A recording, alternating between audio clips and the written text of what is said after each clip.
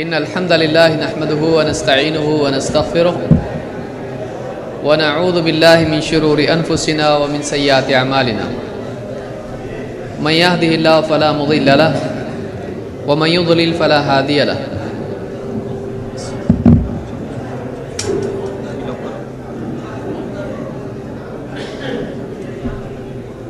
وأشهد أن لا إله إلا الله وحده لا شريك له وأشهد أن محمدًا عبده ورسوله أما بعد فإن خير الحديث كتاب الله وخير الهدي هدي محمد صلى الله عليه وسلم وشر الأمور محدثاتها وكل محدثة بدعة وكل بدعة ضلالة وكل ضلالة في النار۔ میرے دینی بھائیوں،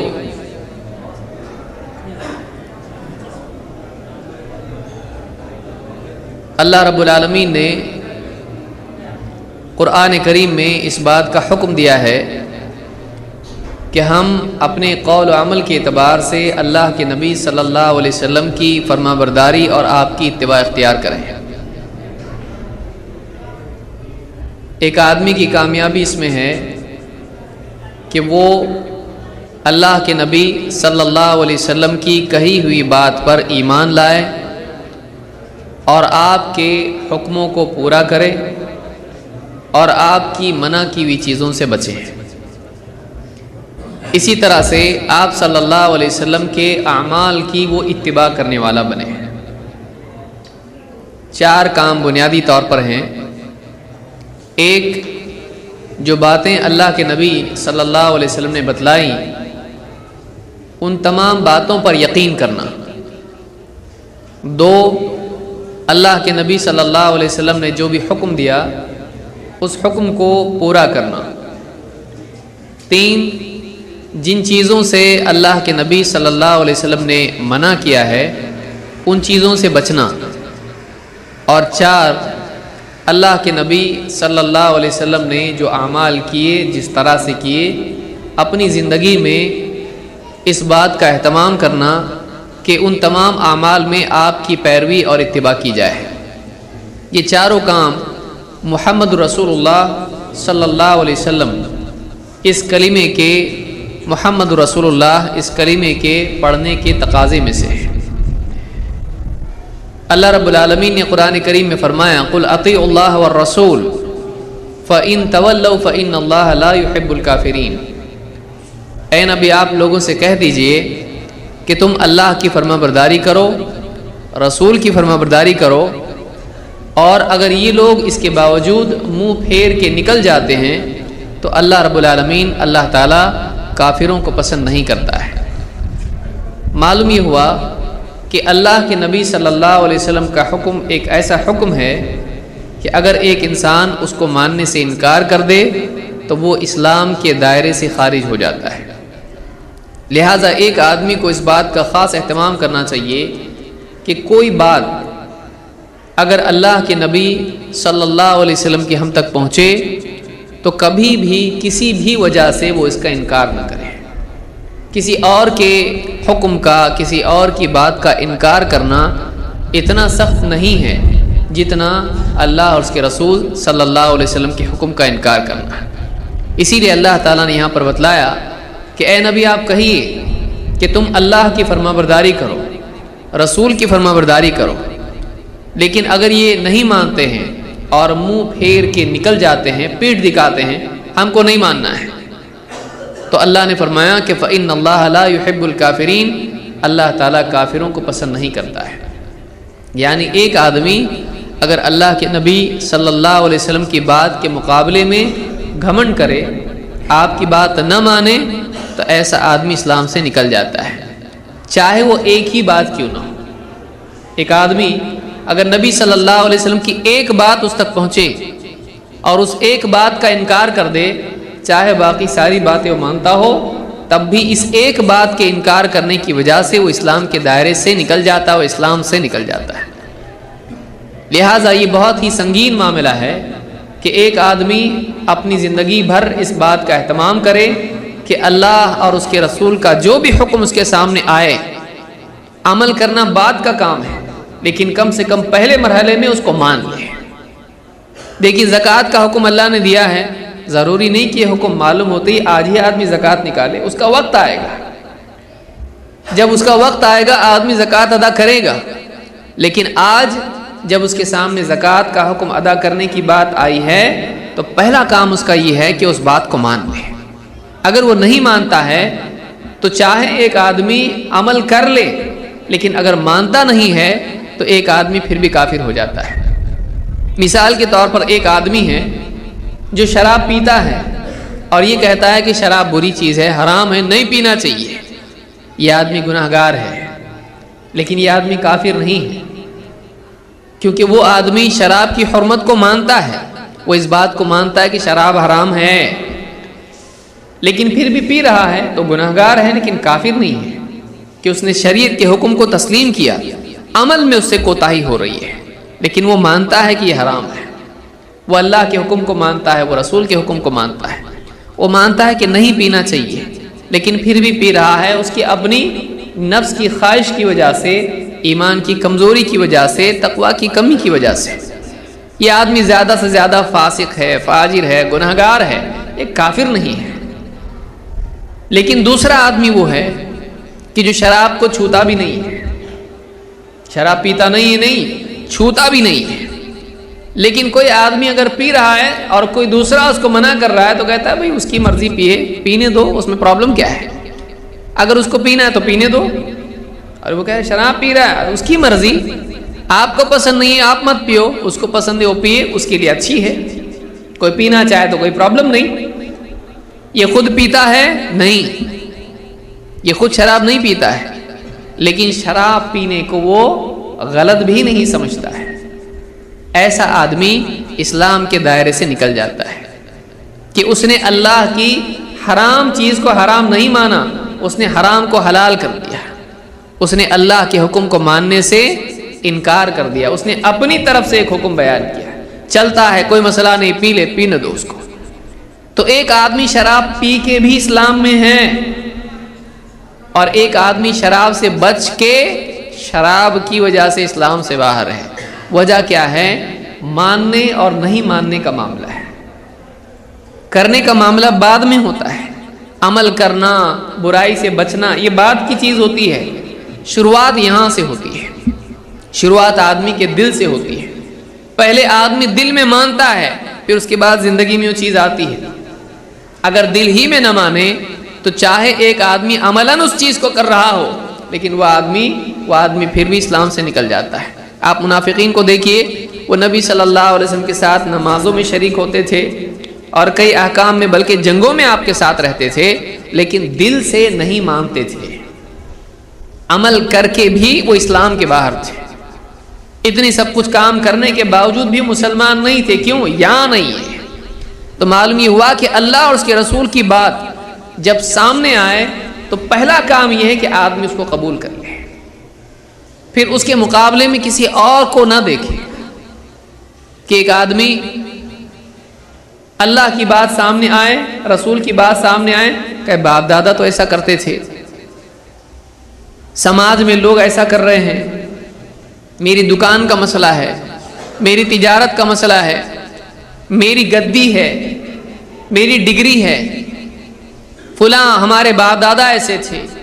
اب ایک آدمی اگر اللہ اور اس کے رسول صلی اللہ علیہ وسلم کی بات کے آ جانے کے بعد کہیں اور دیکھے تو یہ آدمی گمراہ ہے، اور یہ آدمی دین سے نکل سکتا ہے، اگر انکار کر دے دین سے نکل جائے گا۔ اللہ کے نبی صلی اللہ علیہ وسلم، آپ دیکھیے یہودی کا کیا حال ہے۔ اللہ کے نبی صلی اللہ علیہ وسلم ایک یہودی بچہ تھا، لڑکا تھا، آپ کی خدمت کیا کرتا تھا، بیمار ہوا، آپ اس کے گھر پہ گئے، اس کو اسلام کی دعوت دی، اس نے باپ کی طرف دیکھا، باپ نے کہا ابو القاسم جو کہتے ہیں مانو اس کو، اس نے اسلام قبول کر لیا۔ آپ سوچئے ایک یہودی اپنے باپ کی طرف دیکھ رہا ہے، باپ کہہ رہا جو بول رہے ہو مانو اس کو۔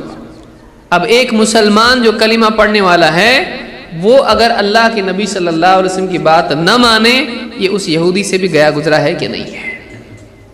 کہ یہودی باپ اپنی اولاد سے کہہ رہا مان، جب وہ کہہ رہے ہیں تو بات مان لے۔ تو ایک آدمی یہ کہنے لگے نہیں ماننا ان کی بات، وہ کیا بیان کر رہا ہے بھائی؟ وہ اپنے گھر کی بات بتا رہا ہے. ایک اہل حدیث اگر کوئی بات بتا رہا ہے، اگر وہ اپنی بات بتائے، اپنے باپ دادا کی بات بتائے، اپنے رشتہ داروں کی بات بتائے، اس کے انکار کرنے کا ہر آدمی کو حق ہے، کیونکہ ان کی بات حجت نہیں ہے، ان کی بات ماننا لازم نہیں ہے. لیکن ایک آدمی چاہے وہ اہل حدیث ہو یا کوئی بھی ہو، اگر وہ اللہ اور اس کے رسول صلی اللہ علیہ وسلم کی بات بتا رہا ہے تو پھر اس کے ماننے میں رکاوٹ کیا ہے؟ جب کلمہ پڑھنے میں رکاوٹ نہیں ہے تو جس کا کلمہ پڑھا ہے اس کی بات قبول کرنے میں کیا رکاوٹ ہے؟ کیا یہ کلمے کے خلاف نہیں ہے؟ ایک آدمی کلمے میں اقرار کر رہا ہے، اشہد ان لا الہ الا اللہ و اشہد ان محمد رسول اللہ، میں اس بات کی گواہی دیتا ہوں کہ اللہ کے سوا کوئی عبادت کے لائق نہیں اور محمد صلی اللہ علیہ وسلم اللہ کے رسول ہیں. جب اللہ کو اپنا معبود تسلیم کیا ہے اور اللہ کے نبی صلی اللہ علیہ وسلم کو اپنا رسول مانا ہے تو اللہ کی عبادت کرنے میں اور رسول کی اتباع کرنے میں کیا رکاوٹ ہے؟ لیکن عجیب بات یہ ہے کہ آدمی سماج میں بہت سارے بندھنوں میں جکڑا رہتا ہے. رشتہ داری کا بندھن، ماں باپ اور اوپر سے باپ دادا کا طریقہ اس کا بندھن، سماج اور گاؤں کا بندھن، چوپال کا بندھن، ڈگری کا بندھن، بیوی بچوں کا بندھن، تجارت کا بندھن، یہ ساری رسیاں ہیں جو اس کو کسے رہتی ہیں، حق کی طرف چلنے دیتی نہیں ہیں. اور بہت سے لوگ اس کی وجہ سے اپنے آپ کو بچانے کی بجائے اسی میں پھنسا دیتے ہیں. کہتے ہیں دیکھیں گے آخرت میں اللہ سے معافی مانگ لیں گے، مرتے وقت معافی مانگ لیں گے. جانتے بوجھتے بہت ساری غلط چیزوں میں مبتلا ہو جاتے ہیں. جانتے ہیں کہ یہ صحیح ہے لیکن سوچتے ہیں کہ اگر ہم نے اس کو مان لیا تو پھر سارے سماج میں ہم لوگ کیا ہو جائیں گے؟ اجنبی بن جائیں گے. لوگ سلام کلام چھوڑ دیں گے، لوگ رشتہ داریاں توڑ دیں گے، بہت سارے نقصانات ہوں گے، تجارتیں خراب ہو جائیں گی، بچیوں کے رشتے اور جنازوں کا مسئلہ آ جائے گا. وہ جنازے تک سوچتے ہیں. عقل مند آدمی وہ نہیں جو جنازے تک سوچے، عقل مند آدمی وہ ہے جو جنازے کے پار سوچے. جنازے کے بعد کیا؟ ٹھیک ہے جنازے میں دفن نہیں کریں گے کیا ہوگا؟ جنت میں نہیں جا سکتا ہے؟ اگر کسی گاؤں میں اگر لوگ کہہ دیں بھائی اس کو ہم اپنے قبرستان میں دفن نہیں کریں گے تو کیا دفن نہیں کرنے سے وہ جنت میں جانے سے رک جائے گا؟ نہیں. اللہ رب العالمین کے ہاں اگر وہ مجرم بن کے جاتا ہے، پھر چاہے جنت البقیع میں دفن ہو یا کہیں اور دفن ہو، اگر وہ مجرم بن کے گیا ہے تو اللہ کے ہاں اس کی پکڑ ہوگی. پھر اس کو آپ کہیں بھی دفن کر دیں، بہترین سے بہترین جگہ پر آپ دفن کریں، کسی باغ میں دفن کریں، کہیں بھی دفن کریں، وہ اللہ کی پکڑ سے بچ نہیں سکتا ہے. لیکن اگر کسی آدمی کے ٹکڑے کر کے کہیں پھینک دیا جائے اس کو سمندر کے اندر، جلا دیا جائے اس کو، تب بھی اللہ کے ہاں اگر وہ مقرب بندہ ہے تو اللہ تعالیٰ اس کو دنیا اور آخرت میں کامیاب لوگوں میں لکھے گا. سورہ یاسین کا واقعہ تفصیل میں میرے پاس اتنا وقت نہیں ہے. آپ دیکھیں لوگوں نے قتل کر دیا اس آدمی کو جس کو حبیب نجار، بعض مفسرین نے کہا ہے کہ اس کو قتل کر دیا. جب 3 رسول آئے ان کی بات ماننے کے لیے اپنی قوم سے کہا، قوم نے نہیں مانا، مار ڈالا اس کو. اس نے کہا کہ کاش کہ یا لیت قوم یعلمون، کاش کہ میری قوم کو معلوم ہو جاتا کہ میرے رب نے میری مغفرت کر دی اور مجھ کو نیک لوگوں میں شامل کر دیا. تو ایک آدمی دنیا میں بے قیمت اگر ہے حق کے قبول کرنے کی وجہ سے، وہ لوگوں کی نگاہ میں ہے، اللہ کے ہاں نہیں. اللہ کے ہاں پیمانہ الگ ہے. اللہ تعالیٰ بہت سارے لوگ جو دنیا میں ذلیل ہوتے ہیں آخرت میں عزت والے ہوں گے. بہت سارے لوگ جو دنیا میں اپنے دین کو داؤں پہ لگا کے عزت پا رہے ہیں آخرت میں ذلیل ہوں گے. لہٰذا بنیادی نقطہ جاننے کا یہ ہے کہ ایک آدمی کو کس چیز کی پیروی کرنا چاہیے. سماج، باپ دادا، رشتہ داریاں اور یہ فلانے صاحب، پیر صاحب، مولوی صاحب، اللہ نے ہم کو کس کا کلمہ پڑھنے کے لیے کہا ہے؟ اللہ تعالیٰ نے ہم کو کلمہ پڑھنا سکھایا محمد رسول اللہ صلی اللہ علیہ وسلم کا. جب آپ کو ہم نے رسول مان لیا تو اب آپ کی بات کے مقابلے میں کسی کی بات نہیں چلے گی. یہ اس کلمے میں اپنے آپ موجود ہے. لیکن غور و فکر نہ کرنے کی وجہ سے ایک آدمی دوسرے لوگوں کو وہ مقام دیتا ہے جو مقام رسول کا ہے. لہٰذا اختصار کے ساتھ کچھ باتیں اس سلسلے میں ہم دیکھیں گے کہ بہت سارے ہمارے بھائی کہتے ہیں کہ 4 اماموں کی تقلید لازم ہے۔ اب سوال یہ ہے، اہل حدیث حضرات سے کہا جاتا ہے آپ لوگ اماموں کو نہیں مانتے۔ جو لوگ نئے ہوں اس مجمع میں ان کے لیے میں پہلے صفائی کے طور پر کہہ دیتا ہوں کہ ہم 4 اماموں کو نہیں، ہم سارے اماموں کو مانتے ہیں۔ ہم صرف 4 اماموں کو نہیں مانتے، 4 اماموں کے علاوہ بھی تو امام گزرے ہیں، ہم ان سارے اماموں کو مانتے ہیں۔ اور جو لوگ کہتے ہیں کہ ہم 4 اماموں کو مانتے ہیں، واقعتاً کیا وہ 4 اماموں کو مانتے ہیں؟ نہیں۔ آپ ان سے کہیے، کوئی شافعی ہے اس سے کہیے کہ آپ حنفی طریقے پہ نماز پڑھ لے، وہ پڑھے گا نہیں۔ اور حنفی سے کہیے شافعی کے طریقے پہ نماز پڑھ لے، وہ نہیں پڑھے گا۔ تو پھر مانا کیا آپ نے؟ خالی نام مان کے چل رہے آپ؟ تب ماننے کا مطلب کیا ہے پھر؟ وہ تو ہم بھی مان رہے ہیں۔ پھر آپ بتائیے، ماننا اگر یہ ہے بھائی امام شافعی امام تھے، امام ابو حنیفہ امام تھے، امام مالک امام تھے، امام احمد امام تھے، اگر آپ ماننا اس کو کہتے ہیں تو ہم بھی مان رہے ہیں۔ تو پھر آپ کے ماننے میں ہم میں فرق کیا ہوا؟ کیونکہ آپ ایک امام کی مان رہے، باقی 3 کی مان رہے آپ نہیں۔ پھر آپ 4 کو ماننے کا دعویٰ کر رہے، کیسا مان رہے آپ؟ کہے کہ نہیں ہم ان کو امام مانتے ہیں، ان کی بات مانو۔ کہ نہیں ان کی بات نہیں، کیوں؟ ہم حنفی ہیں، ہم شافعی ہیں، ہم مالکی ہیں، ہم حنبلی ہیں، ان کی بات آپ نہیں مان سکتے کیونکہ آپ فلاں ہیں۔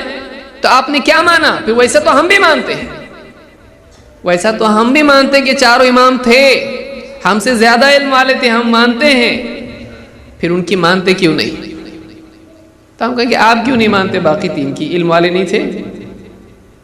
ہم سے کہا جاتا ہے کہ بھائی 4 امام اتنے بڑے علم والے، آپ ان کی بات نہیں مانتے۔ ہم کہ باقی 3 امام اتنے علم والے، آپ ان کی کیوں نہیں مانتے؟ آپ ایک کی مان رہے، آپ باقی 3 کی کیوں نہیں مان رہے؟ ان کے پاس علم نہیں تھا، ان کے پاس قرآن و سنت کی معلومات نہیں تھی، وہ امام مجتہد نہیں تھے، ان کی کیوں نہیں مانتے آپ؟ بولے ایک ہی کی ماننا پڑے گا۔ پھر ٹھیک ہے، ہمارا بھی یہی اصول ہے، ایک ہی کی ماننا پڑے گا، پھر جس کا کلمہ پڑے اسی کی مان کے چلو نا۔ جب ایک ہی کے ماننا ہے تو انتخاب کس کا کیا جائے؟ کیا بہتر کا انتخاب نہیں کیا جائے گا؟ نہیں، جو نبی صلی اللہ علیہ وسلم کا علم ہے اس کے زیادہ جاننے والے کون تھے؟ امام تھے۔ تو پھر ٹھیک ہے، ان اماموں کے استاد ان سے زیادہ جانتے تھے یا شاگرد؟ کہ نہیں، ان کے استاد کا جو علم تھا وہ علم اور ان اماموں کا علم، ظاہر بات ہے دونوں مل کے زیادہ ہوا نا۔ استاد کا علم اور خود امام کا علم زیادہ ہوا، اگر ٹھیک ہے پھر اس کے بجائے آپ ان کی شاگرد کی تقلید کرو، کیونکہ ان کے استاد کا علم، ان کا علم، وہ دونوں مل کے شاگرد کے پاس آیا، اور پھر شاگرد کا علم، تو پھر آپ شاگرد کے پیچھے چلو۔ تو نہ اوپر جا سکتے نہ نیچے جا سکتے۔ آپ سوچو کہ ایک آدمی جب کہے کہ امام کی تقلید کرنا چاہیے، ہم کہتے نہیں ہم قرآن و سنت کی پیروی کرتے ہیں، کہ نہیں ان کو بہت کچھ معلوم تھا۔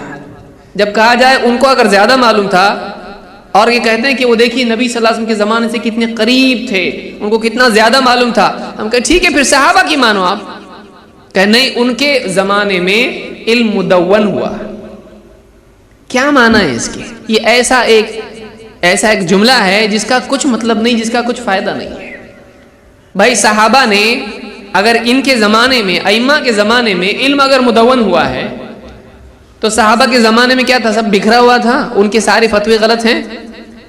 آج مصنف ابن ابی شیبہ میں اگر صحابہ کے فتوے ہیں، تابعین کے فتوے ہیں، ان اماموں سے بڑے اماموں کے فتوے ہیں، ان کے اساتذہ کے فتوے ہیں، ان فتووں کو کیا کیا جائے؟ وہ کچھ ان کی وقعت نہیں ہے، ان کی کوئی بیس نہیں ہے، ان کا اجتہاد، ان کی تحقیق، ان کے فتاوے کوئی معنی نہیں رکھتے ہیں، صرف یہ کہنے پر کہ یہ مدون ہوا تھا۔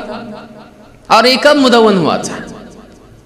بہت سارے لوگ کہتے ہیں کہ امام ابو حنیفہ رحمۃ اللہ علیہ کی ایک بڑی کمیٹی تھی اور اتنے سارے ان کے شاگرد تھے اور سب مل کے کئی دن تک بحث کرتے تھے ایک مسئلے کے اوپر، اور اس کے بعد اخیر میں جا کے ایک نتیجے پہ پہنچتے تھے۔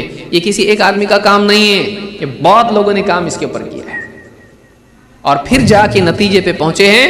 تو یہ بہت سارے علماء کی تحقیق کا نچوڑ ہے، بہت ساری جو ہے عرق ریزی کرنے کے بعد یہ مسلک آیا ہے۔ ہم کہتے ٹھیک ہے، پھر اب یہ جو بات ہے واقعی کیا ہے؟ بات صحیح ہے، کیونکہ دیکھا جائے ہدایہ کا پہلا ہی صفحہ کھولیں گے اگر اور ایک کے بعد ایک پڑھتے چلے جائیں گے تو ہدایہ جو حنفی مسلک کی کتاب ہے اس میں بارہا دکھائی دیتا ہے امام ابو حنیفہ کا یہ قول ہے، لیکن امام ابو حنیفہ کے شاگرد کون؟ ابو یوسف اور امام محمد اور زفر، ان تینوں کے الگ الگ اقوال ہیں۔ تو پھر جب ان لوگوں نے بیٹھ کے کمیٹی بٹھائی تھی تو کمیٹی بٹھانے کے بعد جو فتویٰ ہے وہ کہاں گیا؟ یہ تو اختلاف آ گیا۔ جب متفق ہو جایا کرتے تھے تو اختلاف کہاں سے آیا؟ کیا امام ابو حنیفہ کی زندگی میں کیا یا بعد میں؟ پھر یہ اختلاف کیوں؟ اور غزالی کہتے ہیں اپنی کتاب المستصفیٰ میں کہ امام ابو حنیفہ کے شاگردوں نے 2/3 مسئلوں میں امام ابو حنیفہ رحمۃ اللہ علیہ سے اختلاف کیا ہے۔ 2/3 کس کو کہتے ہیں؟ اس کو ہماری زبان میں کہیں گے تو 70% ہوتا ہے، 70%، یعنی آدھے سے زیادہ مسئلوں میں وہ امام ابو حنیفہ سے اختلاف کرتے ہیں۔ اب بتائیے پھر مانیں کس کی؟ اب مصیبت یہ ہے کہ جب کسی امام کی بات ماننے کی بات آتی ہے تو ایک آدمی ہم سے منواتا کیا ہے؟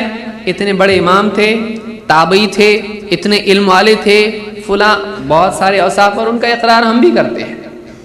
ہم امام ابو حنیفہ کی تقلید نہیں کرتے ہیں، امام شافعی کی تقلید نہیں کرتے ہیں، اس کی وجہ یہ نہیں کہ ہم ان کو چھوٹا سمجھتے ہیں، اس کی وجہ یہ ہے کہ ہم نبی کو ان سے بڑا سمجھتے ہیں۔ آپ سمجھیے فرق۔ کوئی آدمی اگر یہ ہم کہتے ہیں کہ بھائی ہم امام ابو حنیفہ کی، امام شافعی کی تقلید نہیں کرتے ہیں، وہ فوراً برا مانتا ہے، وہ یہ سمجھتا ہے کہ ہم ان کو چھوٹا سمجھتے ہیں۔ ہم ان کو چھوٹا نہیں سمجھتے ہیں، ہم نبی کو ان سے بڑا سمجھتے ہیں۔ تو جب امام کی بات آئے اور نبی کی بھی بات آئے تو آپ کیا کریں گے؟ اب کس کی مانیں گے؟ اب ہم کو ماننا کس کی چاہیے؟ اب ایک آدمی کہہ رہا کہ نہیں آپ کو تو امام کی ماننا چاہیے کیونکہ آپ حنفی، شافعی، حنبلی، مالکی ہیں۔ ہم کہتے ہیں کہ امام سے پہلے کلمہ تھا، آپ پہلے حنفی بنتے ہیں کہ پہلے مسلمان بنتے ہیں؟ ایک آدمی اسلام میں داخل ہوا، آپ اس کو کیا کریں گے؟ آپ اس کو پہلے نبی صلی اللہ علیہ وسلم کا کلمہ پڑھائیں گے یا مسلک کی تعلیم دیں گے؟ اور آپ سوچئے ایک آدمی ابھی تازہ بالکل نہا دھو کے اسلام میں داخل ہوا۔ اب بہت سارے لوگ کیا کرتے ہیں، اب ہمارے ایک صاحب تھے نوجوان، اب وہ نیچے تھے اوپر آ گئے۔ اب یہاں تو شافعی بہت سارے، ہمارے یہاں پر حنفی ہیں۔ اب بس یہ نوبت آ گئی ہے کہ مسجدوں کے اوپر لکھا جائے کہ یہ صرف فلاں مسلک کی ہے، باقی لوگ اس میں نہیں آ سکتے۔ یہ نوبت آج آ گئی ہے مسلمانوں کی۔ مسجدوں کا بھی ہم نے اس طور پر بٹوارا کیا ہے کہ اس میں دوسرے نہیں آ سکتے۔ اب وہ بیچاری حنفی مسجد تھی، اس میں وہ نماز ہمیشہ پڑھا کرتے تھے۔ اب دیکھا مولوی صاحب نے کہ یہ پہلے نیچے تھا، اس کا پروموشن ہو گیا ہے، یہ نیچے سے اوپر آ گیا۔ انہوں نے اپنے کمرے میں اس کو بلایا، کہا کہ پہلے تم کہاں ہاتھ باندھتے تھے؟ اس نے کہا نیچے۔ اب کہا تم اوپر کیسے آ گئے؟ کہا کہ ایسی بات ہے، میں نے تحقیق کی، مجھ کو ہی ملا۔ امام صاحب نے فوراً، آسان روٹ آدمی اکثر اختیار کرتا ہے بھولے بھالے لوگوں کے لیے، علمی آدمی اس طرح کی بات کرے بہت افسوس کی چیز ہے۔ امام صاحب جو عالم تھے اور ہیں ابھی بھی، انہوں نے ان سے کہا کہ تمہارے والد صاحب کہاں ہاتھ باندھتے تھے؟ تمہارے والد صاحب ابھی بھی کہاں باندھتے ہیں؟ ان کا نیچے باندھتے ہیں۔ تو کہا کہ تم باپ کا طریقہ چھوڑ کے الگ کیوں ہو گئے؟ اب وہ جو عالم صاحب ہیں وہ دیوبندی ہیں۔ وہ جو نوجوان ہے، دیکھیے آدمی قرآن و سنت پر آتا ہے تو واقعی اس کی عقل کو جلا ملتی ہے، روشنی اس کو ملتی ہے، آدمی بول پاتا ہے۔ اس نے کہا کہ میرے والد صاحب کنڈے بھی کرتے ہیں۔ اگر آپ ہاتھ کے سلسلے میں باپ دادا کا طریقہ مجھ کو سجھا رہے ہو تو میرے والد صاحب کنڈے کرتے ہیں، درگاہ پہ جاتے ہیں، وہ بھی میں کروں؟ عالم صاحب چپ ہو گئے کیونکہ وہ دیوبندی بریلوی نہیں ہے۔ یعنی آپ باپ دادا کی بات منوا رہے ہو اور ایک آدمی کو یوں کہہ رہے ہو کہ آپ باپ دادا کی بات ماننا چاہیے، کتنی غلط بات ہے۔ تو آج مسلمانوں میں یہ چیز ہو گئی ہے کہ باپ دادا جو کر رہے ہیں وہ دین ہے۔ اسلامی اعتبار سے ایک آدمی مثلا اب اسلام میں داخل ہوتا ہے، اب باپ دادا تو اس کے وہ ڈیلیٹ ہو گیا پورا، اس کا باپ ہی مسلمان نہیں، ماں مسلمان نہیں، دادا پردادا جتنے بھی آگے کے دادا ہیں کوئی بھی مسلمان نہیں ہے۔ اب وہ اسلام میں داخل ہو، اب کسی عام آدمی سے پوچھا جائے بھائی آپ ایسے کیوں ہو، شافعی کیوں، حنفی کیوں ہو؟ تو ہمارے باپ دادا اسی تھے تو ہم کو تو یہی کرنا چاہیے۔ اب یہ جو دلیل ہے یہ کتنی صحیح ہے؟ اب وہ بیچارہ جب اسلام میں داخل ہوا ہے اب وہ کیا کرے؟ اب وہ کیسے چنے؟ وہ حنفی بنے، شافعی بنے، حنبلی بنے، مالکی بنے، کیا بنے؟ اب اس کو انتخاب کرنے کے لیے پیمانہ، فٹ پٹی، ترازو کیا ہے؟ وہ کیسے چنے؟ وہ بیٹھے یا خواب میں انتظار کرے یا کیا کرے, چٹھی اڑائے, وہ کیسے کریں؟ آپ سوچئے ہم نے کیا کر دیا کہ ہم کو 4 میں سے, اس کے لیے بہت ضروری ہے کہ 4 میں سے ایک چننا چاہیے اس نے. کیوں؟ کیونکہ لوگوں کا کہنا یہ ہے کہ قیامت کے دن آدمی کو اماموں کے تابع بلایا جائے گا. یوم ندعو کل اناس بامامہم. اب قرآن سے بھی اس کی دلیل دے دی گئی, حالانکہ اس کا اس سے کوئی تعلق نہیں ہے. کہا کہ قرآن میں دیکھو اللہ نے بتایا کہ یوم ندعو کل اناس بامامہم, قیامت کے دن لوگوں کو ان کے امام کے ساتھ بلایا جائے گا. تو کہا کہ دیکھیے اہل حدیث کی تو قیامت کے دن بہت مصیبت ہو جائے گی, کیونکہ ان کا کوئی امام نہیں, اور جس کا کوئی امام نہیں اس کا امام شیطان, تو یہ شیطان کے ساتھ بلائے جائیں گے. دیکھیے ایک آدمی علم نہیں بولتا ہے, اگر اس کو تحقیق کرنے بولیں, لیکن فتویٰ دینے میں کتنا علم آ جاتا ہے اس کے پاس, قیامت تک کے فتوے دینا شروع کرتا ہے. اگر اس سے کہا جائے کہ بھائی آپ تحقیق کیجئے, ہم جاہل ہیں, ارے یہ ضرورت پڑی تو نہیں ہم جاہل ہیں. تو ایک آدمی پڑھنے کے لیے جاہل ہے لیکن فتوے میں پڑھنے کے لیے جاہل نہیں ہے, وہ قیامت تک کا فتویٰ دیتا ہے کہ ان کا قیامت کے دن کیا ہونے والا ہے. وہ علم غیب بھی آ جاتا ہے اس کو کہ قیامت کے دن اہل حدیث شیطان کے تابع ہوں گے. کیوں؟ قرآن میں اللہ نے بتایا ہے کہ اس دن ہر آدمی اپنے امام کے ساتھ آئے گا, قومیں اپنے اماموں کے تابع ہوں گی. تو کوئی امام شافعی کے پیچھے ہوں گے, کوئی امام ابو حنیفہ کے پیچھے, کوئی امام مالک کے پیچھے, کوئی امام احمد کے پیچھے. ہمارا مسئلہ اور سوال یہ ہے کہ بھائی آپ صرف فقہ میں حنفی شافعی مالکی حنبلی ہو تو آپ عقیدے میں کچھ اور ہو. آپ عقیدے میں ماتوریدی ہو, حنفی حضرات عقیدے میں ماتوریدی ہیں اور شافعی حضرات عقیدے میں اشعری ہیں. اب بہت سارے لوگوں کا یہ سن کے منہ کھلا کے کھلا رہ جاتا کہ یہ کہاں سے آیا, ہم کو تو کبھی مولوی صاحب نے بتایا نہیں. اب انہوں نے بتایا نہیں, اس میں ہماری غلطی نہیں ہے, ہم نے بتایا اس لیے کہ ہم کو معلوم ہے. اس لیے آپ دیکھیں بہت سارے دیوبند کے منشور وغیرہ میں لکھا ہوا ہے کہ ہم اصول و کلام میں, عقیدے میں ہم ابو منصور ماتوریدی اور ابو الحسن اشعری کے پیروکار ہیں.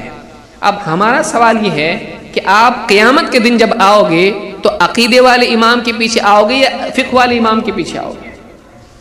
اب آپ کو گاڑی میں کون سی گاڑی میں بیٹھنا ہے بھائی؟ آپ عقیدے کی گاڑی میں بیٹھو گے کہ فقہ کی گاڑی میں؟ اب آپ کے امام ایک تو نہیں ہوا, آپ 2 ہو گئے, تو آپ کس کے پیچھے آؤ گے؟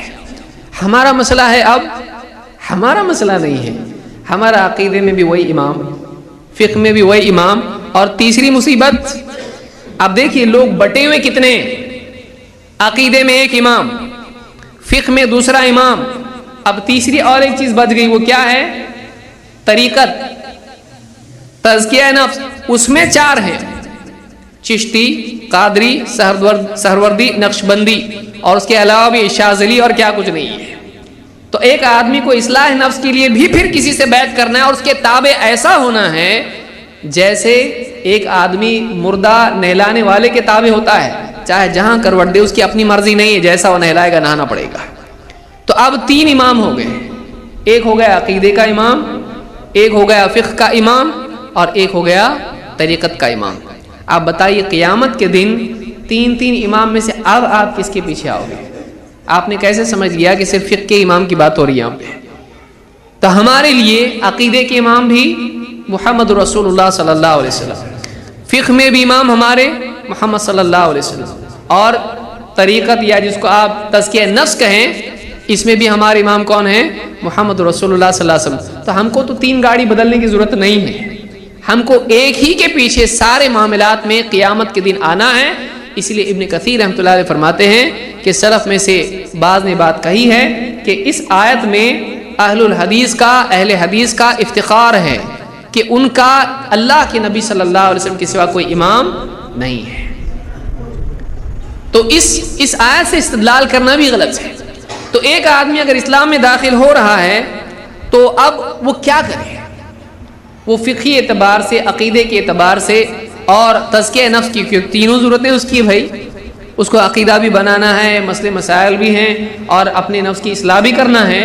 تو کس کس کی تقلید کرے, کس کس کے تابع ہو, وہ چنے کس بنیاد پر؟ ایک عام آدمی, ایک غیر مسلم کس بنیاد پر چنے؟ اب اس سے کہا جائے گا بھائی جو اب دوسرا مسئلہ اس میں, اب باپ دادا کا تو جواب نہیں ہو سکتا اس کے لیے, اس لیے کہ اس کے باپ دادا تو مسلمان تھے ہی نہیں. اب دوسرا طریقہ اس میں کیا ہے بھائی؟ جو آدمی جس علاقے میں رہتا ہے اس علاقے میں جو مسلک چلتا ہے اس کے تابع بن جائے. جیسا دیس ویسا بھیس۔ اب ہمارا یہ کہنا ہے کہ بھائی آپ اگر ایک آدمی آج رتنا گیری میں، آج ماسلا میں ہے، کل سعودی میں چلا جائے، اب یہاں سے جانے والے لوگ، آپ دیکھیں بہت سارے لوگ آتے ہیں کچھ دنوں کے لیے رہتے ہیں یہاں مساجد میں، اب رمضان کا مہینہ جب آتا ہے اور تراویح کی نماز ہوتی ہے تو وتر کا مسئلہ آتا ہے، کتنی جماعتیں ہوتی وتر میں؟ ایک جماعت نہیں ہوتی ہے، کہتے ہیں ہم حنفی ہیں، یہ شافعی ہیں، ان کی وتر کیسی ہوتی ہے؟ 2 رکعت اور 1 رکعت، اور یہاں وتر کیسی ہوتی ہے؟ 3 رکعت ایک ساتھ، اور یہ سلام پھیر کے پھر ایک کے لیے کھڑے ہوتے ہیں، یا ایک ہی سلام سے پوری وتر پڑھتے ہیں، ایک ہی اتحیات سے پڑھتے ہیں۔ لیکن احناف کی نزدیک کیسا ہے؟ 2 اتحیات سے پڑھی جاتی ہے۔ ٹھیک ہے، ان کی اپنی اپنی تحقیق ہے، ہم کو اس سے کوئی مسئلہ نہیں ہے، جو ہماری تحقیق ہے وہ ہم بتا رہے ہیں۔ اب مسئلہ یہ ہوتا ہے کہ شافعی کی وتر الگ ہے اور حنفی کی وتر کیا ہے؟ الگ ہے۔ جب یہ کہتے ہیں کہ جیسا علاقہ ہے ویسا چلنا چاہیے، جیسا علاقہ ہے ویسا چلنا چاہیے، تو آپ بتائیے ایک آدمی جب ایسے علاقے میں آتا ہے تو کیا وہ شافعی کے پیچھے شافعی کی طرح نماز پڑھتا ہے؟ نہیں۔ پھر اگر خوش قسمتی سے وہ سعودی چلا گیا اور وہاں پر امام جیسا چل رہا ہے، وہاں پر فتوے جیسے چل رہے ہیں، وہاں پہ کیا کرتا ہے؟ وہاں پہ جیسا چل رہا ہے ویسا چلتا ہے؟ نہیں۔ پھر اب کہتا کیوں ہے جیسا رہنا ہے ویسا کرنا ہے؟ جس علاقے میں رہنا ہے اس علاقے کے مسلک پر عمل کرے، یہ قاعدہ کہاں سے آیا؟ یہ قرآن میں ہے، یہ حدیث میں ہے، اس پر اجماع ہوا ہے، یا قیاس سے نکلتا ہے، یا اماموں نے اس طرح کی کوئی بات کہی ہے؟ کسی سے بھی یہ بات ملتی نہیں ہے۔ حقیقت یہ ہے کہ جتنی بھی سہارے آدمی ایک امام کی تقلید کے لیے اختیار کرتا ہے، وہ سہارے سب کے سب کمزور ہیں۔ اگر واقعی ان کو دلیل کی بنیاد پر دیکھا جائے ان کی کوئی وقت نہیں ہے۔ یہ کہا جاتا ہے کہ بھائی آپ کے اتنے علم والے ہو کہ آپ کو سمجھ میں آئے گا کہ کیا صحیح ہے کیا غلط ہے، آپ 14ویں صدی 15ویں صدی میں آ کے آپ اتنی تحقیق کرو گے، اتنے بڑے بڑے علماء تھے، انہوں نے جو تحقیق کی وہ غلط تھی کیا؟ آپ کو ان پر اعتماد کرنا چاہیے۔ یہاں پر سوال یہ ہے کہ ایک آدمی یہاں پر آ کے کہہ رہا ہے کہ ہمارے پاس صلاحیت نہیں ہے تحقیق کی، بھئی آپ کو تقلید کیوں کرنا ہے؟ بھئی تقلید اس لیے کرنا ہے کہ ہمارے اندر تحقیق کی صلاحیت نہیں ہے۔ آپ کے اندر عجیب بات دیکھیے، تحقیق کی صلاحیت نہیں ہے آپ کے اندر، آپ قرآن کی تفسیر لکھ رہے ہو، آپ کے اندر صلاحیت نہیں ہے، آپ قرآن سمجھانے کے لیے لکھ رہے ہیں لوگوں، اور آپ کو سمجھنے کی صلاحیت نہیں اور آپ سمجھانے کی صلاحیت رکھتے ہیں۔ اس سے بڑا عجوبہ آپ کبھی آپ نے دیکھا ہے کہ ایک آدمی 10 جلدوں میں تفسیر لکھ رہا ہے اور اس میں کئی سوالوں کے جوابات دے رہا ہے، اور پھر جا کے اس سے کہا جائے جب آپ کو قرآن حدیث سمجھتا ہے تو آپ تحقیق کیجئے، کہ نہیں ہم مقلد ہیں، ہم فلاں امام کے مقلد ہیں، ہم قرآن و حدیث۔ آپ تقلید کیوں کر رہے ہیں؟ ہم کو اتنا علم نہیں ہے۔ تو آپ کو علم نہیں ہے، آپ تفسیر لکھ رہے ہو، آپ حدیث کی شرح لکھ رہے ہو جس میں اہل حدیث کا جواب دے رہے ہو، شافعی کا جواب دے رہے ہو، حنفی کا جواب، کتنے لوگوں کا جواب آپ دے رہے ہو۔ آپ کے پاس ان تمام چیزوں کی صلاحیت ہے، آپ کے پاس سمجھنے کی صلاحیت نہیں ہے۔ اور جب مدرسے میں وقت آتا ہے بتانے کا، آپ ترمذی پڑھا رہے ہیں، اب ترمذی پڑھاتے وقت میں کیا ہو رہا ہے؟ مسئلہ آ رہا ہے، ایک حدیث آ رہی ہے، امام الترمذی بتاتے ہیں کہ یہ حدیث فلاں فلاں صحابی سے مختلف طرق سے آئی ہے اور مختلف صحابہ نے اس کو شواہد اس کے ہیں، اور اس پر صحابہ کا عمل ہے، فلاں صحابی کا عمل ہے، فلاں تابعین کا اور فلاں ائمہ کا عمل ہے۔ امام ترمذی کی عادت ہے کہ سنن الترمذی میں جب وہ حدیث بیان کرتے ہیں تو اس کے ضمن میں ائمہ کے اقوال اور ان کا انتخاب بھی بتاتے ہیں کہ دیکھیے ان کا یہ مذہب ہے۔ اب ایک عالم بیٹھا ہوا ہے، اس کے یہاں پر بالکل مقلد ہے، لیکن وہ بیٹھ کے کیا کرتا ہے کہ اس میں امام ابو حنیفہ کا یہ مسلک ہے لیکن ان کی یہ دلیل ہے اور اس کا یہ جواب ہے، امام شافعی کا یہ منہج ہے، ان کا یہ مسلک ہے، ان کا یہ فتویٰ ہے، ان کی یہ دلیل ہے لیکن اس کا یہ جواب ہے، اور ہمارا منہج اور ہمارا مسلک صحیح ہے۔ یعنی ایک آدمی بیٹھ کر حدیث بیان کرتا ہے اور اس کی علتیں، اس کا فہم اور اس کے طرق سب بتا سکتا ہے، بلکہ اماموں کے فتووں کے اوپر تنقید بھی کر سکتا ہے کہ دیکھو فلاں امام کا یہ فتویٰ ہے لیکن ایسا نہیں ہے، اس میں یہ غلطی ہے، فلاں امام کا یہ قول ہے لیکن اس میں یہ کمی ہے۔ اتنا آپ کر سکتے ہو، آپ 4 امام پر جج بن سکتے ہو، آپ صرف اپنے امام پہ جج نہیں بن سکتے۔ یعنی آپ ایک امام اپنے امام کو صحیح ثابت کرنے کے لیے باقی 3 اماموں کے فیصلوں کو قرآن و سنت پر تول کر غلط بتا سکتے ہو. آپ 3 کے بارے میں بہت صلاحیت مند ہو، لیکن اپنے امام کے بارے میں آپ کی وہ صلاحیت کہاں چلی جاتی ہے؟ وہی چیز جو 3 اماموں کے بارے میں آپ کر رہے ہو، کاش کہ آپ اپنے امام کے بارے میں بھی کرتے ہیں. لیکن شخصیات کا تقدس، شخصیات کی عظمت، بلکہ شخصیت پرستی، جماعت پرستی، یہ ایسی بڑی مصیبت ہے کہ ایک آدمی اپنے مسلک کو بچانے کے لیے، اپنے امام کو بچانے کے لیے اور اپنوں میں پرایا ہونے سے بچنے کے لیے ایک آدمی دین کو پرایا کر دیتا ہے. ایک آدمی دلائل کو نظر انداز کرتا ہے، پھر اس میں ایسی ایسی علتیں نکالتا ہے کہ جو واقعی صحیح نہیں ہوتی ہیں، پھر جھوٹ بھی گڑھنا شروع کرتا ہے. ایک صاحب بتانے لگے دیکھو اصل میں یہ عام لوگوں کی دلیل ہے اور ہم کو کہیں کتابوں میں ملتی نہیں ہے. یہ جو رفع الیدین کا مسئلہ ہے، ایک صاحب کہنے لگے کہ اللہ کے نبی صلی اللہ علیہ وسلم، مسئلہ یہ ہے کہ اللہ کے نبی صلی اللہ علیہ وسلم کے زمانے میں لوگ بغلوں میں بت رکھ کے آتے تھے، اور اس بت کو گرانے کے لیے اللہ کے نبی صلی اللہ علیہ وسلم نے یہ ترکیب رکھی کہ وہ رفع الیدین کریں. جب وہ رفع الیدین کرتے تھے تو بت گر جاتے تھے. تو رفع الیدین اس زمانے کے لیے تھا، اب تو کوئی بت رکھ کے نہیں آتا ہے، تو اب رفع الیدین کرنے کی ضرورت بھی نہیں. آپ غور کیجئے کہ یہ کتنی کیسی دلیل ہے. اس کو دلیل بولنا بھی دلیل کو ذلیل کرنا ہے. یہ دلیل بن سکتی ہے؟ آپ بتائیے اللہ کے آپ کو اگر شبہ ہو جائے کہ مسجد میں کوئی آدمی چاقو لے کے آنے والا ہے بغل میں، آپ کیا کریں گے؟ نماز میں رفع الیدین رکھیں گے یا مسجد کے گیٹ پہ آدمی کھڑا کریں گے، سب کچھ چیک کرے، ہاتھ اوپر کرو، وہ چیک کرے گا. اس کے بعد آپ مال میں جاتے ہو، آپ بڑی بڑی جگہوں پر جاتے ہو، وہاں پر سیکیورٹی گارڈ کیا کرتا ہے؟ اندر جانے کے بعد کچھ ترکیب ہے کہ ہاتھ اندر جانے کے بعد اٹھاؤ. آپ کامن سینس آدمی کو کم سے کم اتنی تو سمجھ ہونا چاہیے کہ نبی کی طرف آدمی اتنی ایسی چیز منسوب کرے جو خود یعنی جہالت ہو، اصولی اعتبار سے ترکیب بھی صحیح نہیں، کہ اندر انٹری ہو جائے بتوں کے ساتھ. آپ کیا کریں گے؟ آپ کو معلوم اگر پڑ جائے کہ فلاں لوگ جو ہیں اس بستی کی بت لے کے مسجد میں آتے ہیں، لہذا آپ کیا کریں گے؟ مسجد میں ہاتھ اٹھانے کی ترکیب رکھیں گے یا باہر ہی چیک کریں گے؟ کیا حضرت ابوبکر صدیق کو حضرت عمر کو طے نہیں کر سکتے تھے اللہ کے نبی صلی اللہ علیہ وسلم چیک کرو باہر، جو بھی اگر بت والا دکھائی دے خوب پٹائی کرو اور بت اس کا ضبط کرو؟ کر نہیں سکتے تھے؟ مسجد میں آنے دے رہے ہیں اور ہاتھ اٹھانے دے رہے ہیں. اور وہ بھی آپ سوچئے کہ پہلا جو رفع الیدین ہے اس وقت میں تو ہاتھ اٹھایا جاتا ہے، تو اگر ہاتھ اٹھانے سے بت گر جاتا ہے تو پھر پہلے ہی میں گر جانا چاہیے. بعد والے میں ضرورت کیا ہے؟ وہ تو ایکسٹرا ہوا ہو، یہ فرض ہوا گویا کہ یہ نفل ہوا، اب اس کی ضرورت ہی نہیں رہی. یعنی جس پہ اختلاف ہے اس کی ضرورت ہی نہیں تھی اصل میں، تو وہ ایکسٹرا کیوں رکھا اللہ کے نبی صلی اللہ علیہ وسلم نے؟ کیونکہ پہلے ہی میں بت گرنے والا ہے. یہ تو نہیں کہ وہ ہاتھ سے اس طرح سے کر کے اٹھاتے تھے، اتنے لمبے ہاتھ تو ان کے تھے نہیں، تو کیسے بت اٹھائیں گے؟ واپس کیوں رکھیں گے؟ تو اصل اختلاف رکوع سے پہلے اور بعد کا ہے، لیکن اسی کے بارے میں بات گھڑی گئی کہ بت گرانے کے لیے کرتے تھے. مزید سوال یہ ہے کہ یہ عمل خود اللہ کے نبی صلی اللہ علیہ وسلم کرتے تھے، تو کیا نعوذ باللہ اللہ کے رسول صلی اللہ علیہ وسلم خود بھی بت رکھ کے آتے تھے؟ آپ کیوں کرتے تھے؟ کیونکہ صحابہ نے یہ عمل کیوں کیا؟ عبداللہ بن عمر رضی اللہ عنہ کیوں کرتے تھے؟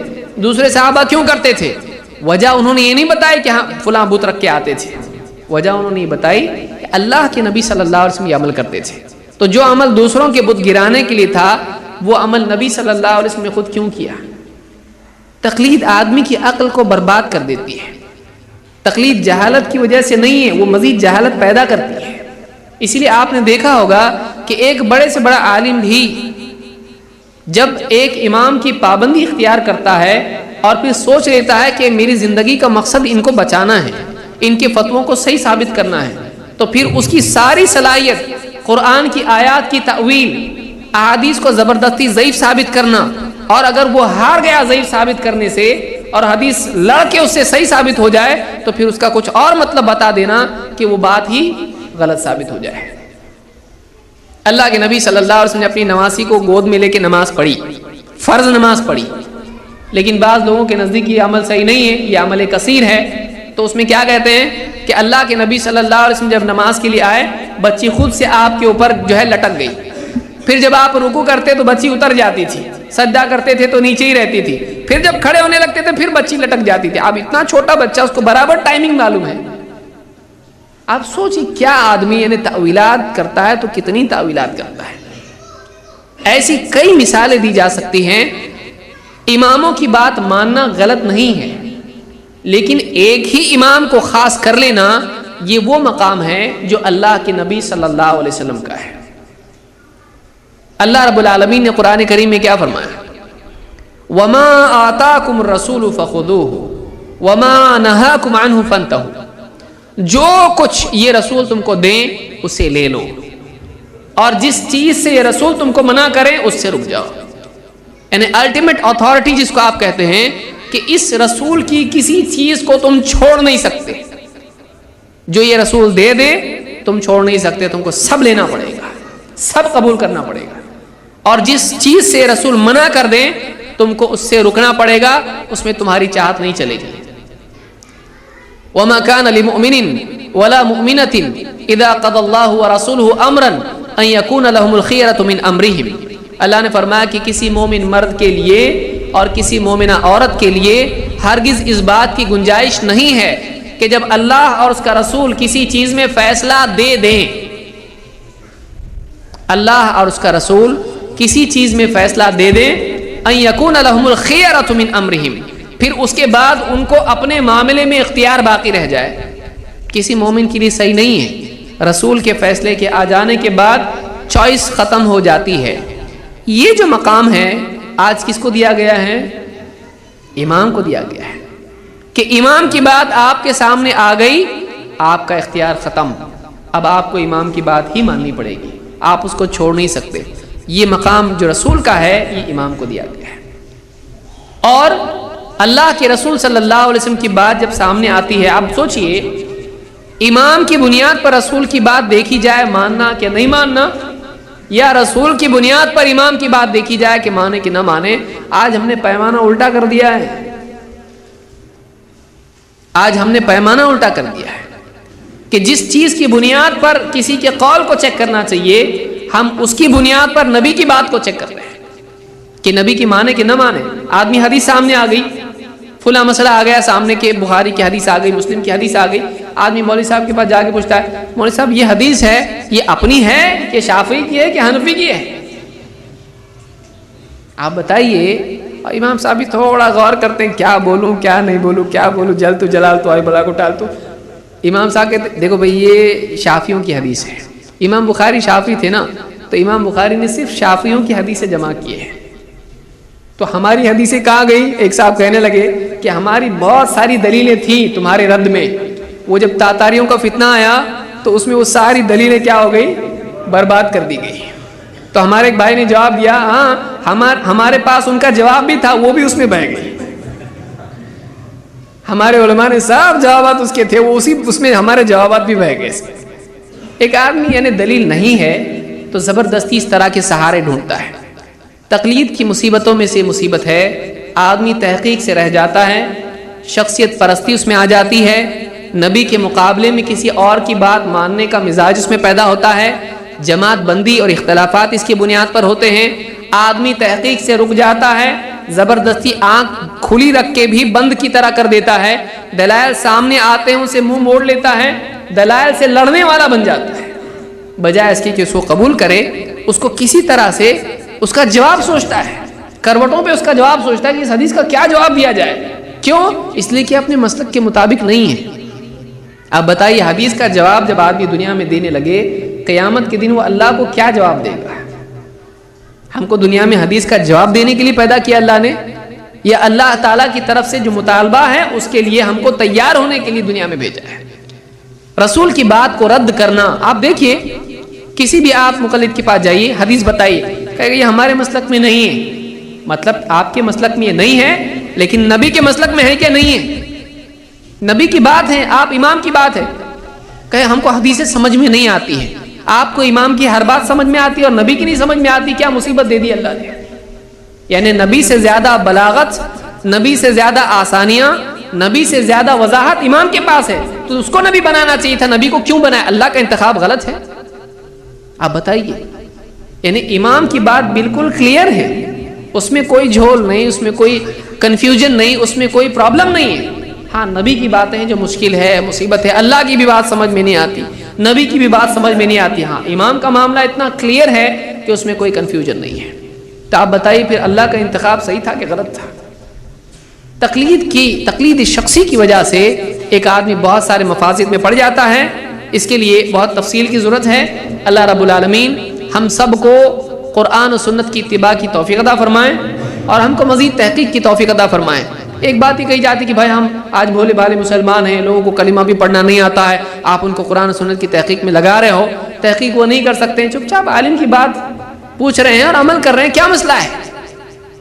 ہمارا کہنا یہ ہے کہ آپ بتائیے آج چاہے 4 مسلک کیوں نہ ہو گئے ہوں، مسلکوں کے علاوہ آج مسلمان ایک ہی مسلک کے ماننے والے ہیں۔ مثلا ایک آدمی حنفی ہے، دوسرا بھی حنفی ہے۔ اب وہ جو آدمی ہے یہ بھی حنفی وہ بھی حنفی، یہ بھی شافعی وہ بھی شافعی، لیکن ان کا اختلاف کہاں ہو رہا ہے؟ شاخ کے بعد شاخ۔ دیکھیے ایک آدمی اسلام میں آیا مسلم، اب اس کے بعد میں وہ دیکھتا ہے شیعہ سنی، بولے نہیں مجھ کو شیعہ میں نہیں جانا، مجھ کو سنی میں آنا، ٹھیک ہے سنی میں آیا، اس میں آتا ہے دیکھتا 4 مسلک، حنفی شافعی حنبلی مالکی، کہتا ٹھیک ہے جانے دو حنبلی یا اس کی بجائے شافعی یا حنفی، ٹھیک ہے۔ اب اس میں آتا پھر دیکھتا اب ختم ہوا کہ نہیں کام، نہیں ابھی تھوڑا باقی ہے، کیا کرنا ہے ابھی آپ کو دیکھنا آپ دیوبندی کہ بریلوی۔ یعنی پہلا جو معاملہ تھا مسلکی اعتبار سے، اس کے بعد اور ٹکڑے ہو رہے ہیں کہ آپ ٹھیک ہے آپ حنفی رہتے ہوئے آپ کو 2 میں سے ایک چننا ہے، کیا بریلوی یا دیوبندی ہے۔ پھر دیوبندی میں بھی اگر آدمی آ جائے حیاتی ہے کہ مماتی ہے، آپ کو پھر کہ انبیاء کو قبروں میں حیات مانتے ہو کہ ممات مانتے ہو، بھی ایک مسئلہ ہے۔ تو آج دیکھیے کہ ایک آدمی اگر دیوبندی اور بریلوی ہے، حنفی ہونے کے بعد بھی شافعی ہونے کے بعد بھی پھر اس کا کام باقی ہے، اب اس کو بیٹھنا نہیں، پھر اس کو ایک کام باقی ہے کہ وہ کیا بنے، حنفی بنے اس میں شافعی بنے اس میں، دیوبندی بنے کہ بریلوی بنے۔ اب دیوبندی حضرات بریلویوں سے کیا کہتے ہیں جب درگاہ پہ جانے کا نہیں جانے کا مسئلہ آتا ہے، کہتے دیکھو آپ کے علماء غلط بتاتے ہیں، آپ تحقیق کرو۔ کیسے کروں بھائی تحقیق، میں تو جانتا نہیں ہوں کچھ بھی، میں مقلد کیوں بنا، میں حنفی اس لیے بنا کہ مجھ کو معلومات نہیں ہے۔ اب آپ مجھ کو حنفی بننے کے بعد تحقیق کرنے کے لیے کہہ رہے ہیں تو پھر پہلے کیوں نہیں کہا؟ یعنی آپ اس کو حنفی بنائے زبردستی بیچارے کو، اور آپ نے کہا کہ تحقیق نہیں کر سکتا ہے، گمراہ ہو جائے گا، خامخواہ حدیث کے جنگل میں مت جا، بہت جنگلی جانور اس میں آتے ہیں اور گمراہ ہو جائے گا تو۔ اب اس کو آپ نے کیا کیا، تیرے اندر تحقیق کی صلاحیت نہیں ہے اس لیے تو کیا بن جا، حنفی بن جا۔ وہ بیچارہ بن گیا، آپ کی باتوں میں آ گیا۔ اب حنفی بننے کے بعد جب وہ بریلوی بن رہا ہے تو آپ کیا کر رہے ہو، نہیں بریلوی نہیں بننا، اور میں عالم کی بات مان رہا ہوں بھائی، اتنے بڑے عالم صاحب ہیں، ہرا پھیٹا باندھ رہے ہیں، آپ اس کو کیا اسلامی رنگ ہے، وہ اتنا بڑا امامہ باندھے ہوئے ہیں اور بالکل جبہ پہنے ہوئے ہیں اور ذکر کرتے ہیں، تلاوت کرتے ہیں اور نبی کے لیے روتے ہیں، لائٹ بند کر کے روتے ہیں، اور زبان پر ہر جملے میں مدینہ ہے۔ اب ان کی بات کہ آپ تو ہمیشہ مدینہ نہیں بولتے، ہم آپ کی بات کیوں مانیں، کہ وہ غلط ہے، بولے عالم ہے نا، آپ ہی نے تو کہا تھا کہ عالم کی مان کے چلنا، میں عالم کی مان کے چل رہا ہوں، اور ایسے عالم کی مان کے چل رہا ہوں جو بالکل ہرا بھرا ہے بالکل۔ اب یہ آدمی جو اس کو تقلید کی طرف لے جا رہا تھا، اس کو بتا رہا تھا کہ تو تحقیق کی صلاحیت نہیں رکھتا ہے، اب وہ کیا بولتا ہے اس کو، ارے نہیں اللہ کے بندے تحقیق کر، کیا تحقیق کروں، قرآن و حدیث سے چیک کر ان کو۔ آپ اہل حدیث کے مقابلے میں ہم کو روک رہے تھے تحقیق کرنے کے لیے، اب آپ ہم کو دوسروں کے مقابلے میں کیسا بول رہے تحقیق کرو۔ اب ہمارے اندر صلاحیت آ گئی، اب ہم کو قرآن کی آیتیں آپ بتا رہے کہ دیکھو درگاہ پہ جانا ایسا ہے اور فلانے ایسے ہیں اور فلانی جماعت کے لوگ غلط ہے، گمراہ ہیں اور وہ ایسا ویسا کرتے ہیں، اب آپ ہم کو قرآن کی آیتیں بتا رہے، پہلے ہم کو کیوں نہیں بتایا آپ نے؟ ایک طرف آپ ہم کو فقہ میں کہتے ہو کہ آپ کے اندر صلاحیت نہیں ہے، حنفی شافعی مسلک کے اعتبار سے آپ کہتے ہو کہ آپ میں تحقیق کی صلاحیت نہیں، جو کہ فقہ کا مسئلہ ہے۔ فقہ کا مسئلہ بڑا ہے، سنگین ہے کہ عقیدے کا مسئلہ سنگین ہے؟ بڑا مسئلہ عقیدے کا ہے۔ عقیدے کے مسئلے میں آپ ہم کو کہہ رہے ہو کہ آپ تحقیق کرو، اور ہم کو فقہ کے مسئلے میں آپ کہہ رہے ہو کہ تحقیق مت کرو، کریں تو کیا کریں؟ پھر مزید بہت سارے لوگ، آپ جعل حق دیکھیے، اس میں لکھا ہوا ہے کہ بھائی عقیدے میں تقلید نہیں ہوتی ہے، حالانکہ آپ اگر غور کریں عقیدے میں تقلید نہیں ہوتی ہے، فقہ میں تقلید ہوتی ہے. فقہ میں مسائل جو بھی ہیں اکثر اوقات اس میں افضل غیر افضل کا مسئلہ ہوتا ہے، اور بھی مسائل حلال و حرام کے ہوتے ہیں. اب ایسے مسئلے کے اندر جس میں گمراہی کا اتنا بڑا اندیشہ نہیں ہے، اسلام سے باہر جانے کا اندیشہ نہیں ہے فقہی مسائل میں، اس کے اندر آدمی کو بہت بچایا جاتا ہے کہ تو تقلید کار ادھر ادھر مت جا، گمراہ ہو جائے گا. عقیدے کا مسئلہ اس سے زیادہ بھیانک ہے، اس میں ایک دم چھوڑ دیا جیسے چاہے گاڑی چلا، تو کسی کا مقلد نہیں ہے، تو کیا کر، تو خود سے اپنا عقیدہ طے کر. حالانکہ عقیدے کی بنیاد پر ہی اتنے سارے فرقے بنے ہوئے ہیں جو گمراہ فرقے بنے، معتزلہ، جہمیہ، اور اتنی لمبی لسٹ ہے اس کی، مرجئہ وغیرہ وغیرہ جتنے قدریہ ہیں، یہ سارے کے سارے جو فرقے بنے ہیں یہ سب فرقے گمراہ ہوئے تو کیوں ہوئے اور کس میدان میں ہوئے؟ فقہ کے میدان میں ہوئے یا عقیدے کے میدان میں ہوئے؟ یہ عقیدے کے میدان میں گمراہ ہوئے ہیں. تو جہاں گمراہی کا زیادہ امکان ہے وہاں پر تو تقلید سے آزاد چھوڑ دیا، اور جہاں پر اتنا کوئی امکان نہیں ہے وہاں پابند کر دیا. یہ سارے تضادات ہیں، یہ ساری مصیبت ہے، یہ ساری مصیبت ہے کہ ایک عام آدمی کو کہا جا رہا ہے کہ عقیدے میں آپ آزاد ہو لیکن فقہ میں آپ کو پابند بننا پڑے گا. قرآن و سنت میں آپ دیکھیے، کہتے ہیں کہ اہل حدیث 4 چیزوں کو نہیں مانتے ہیں، ادلہ اربعہ جن کو کہا جاتا ہے، قرآن، سنت یا کتاب، سنت، اجماع اور قیاس. کہتے ہیں اہل حدیث کتاب و سنت کو تو مانتے ہیں لیکن اجماع اور قیاس کو نہیں مانتے ہیں. ہمارا یہ کہنا ہے کہ ہم چاروں کو مانتے ہیں، 4 اماموں کو بھی مانتے ہیں اور 4 ادلہ کو بھی مانتے ہیں. کتاب کو ہم مانتے ہیں اور سنت کو ہم مانتے ہیں، بلکہ ہم ہی واقعی اس کو ماننے والے ہیں، یہ تو ہمارا ہی ڈپارٹمنٹ ہے. اب باقی جو 2 جس کو آپ خاص طور سے مانتے ہیں یہ بھی ہم مانتے ہیں لیکن ہماری قید ہے اس میں، ہم اجماع کے دعوے کو نہیں، اجماع کو مانتے ہیں. اور ہم قیاس میں اس قیاس کو مانتے ہیں جو دلیل سے ٹکراتا نہ ہو، دلیل کے مطابق ہو. جو قیاس دلیل کے مطابق ہے اس کو ہم مانتے ہیں، جو دلیل کے تابع ہے اس کو ہم مانتے ہیں. تو قیاس کو ہم مانتے ہیں جس کو ہم اجتہاد بھی کہتے ہیں، کہ ایک ایسا مسئلہ جو پہلے نہیں تھا آج پیش آیا، اگر پچھلے مسئلے پر اس کو رکھ کر آج کے مسئلے کو طے کرتے ہیں.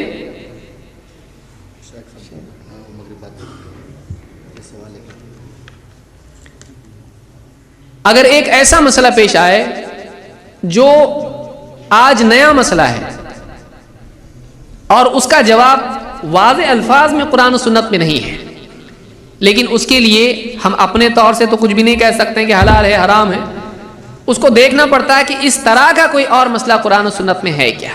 مثال کے طور پر شراب اس زمانے میں پی جاتی تھی، آج شراب کے علاوہ بھی چیزیں ہیں جن سے نشہ ہوتا ہے، ڈرگز وغیرہ، بہت سارے لوگ انجیکشن لیتے ہیں، بہت سارے لوگ دھواں بنا کے پیتے ہیں اور بہت سارے طریقے اس کے ہیں، تو اس سے ان کو نشہ ہوتا ہے.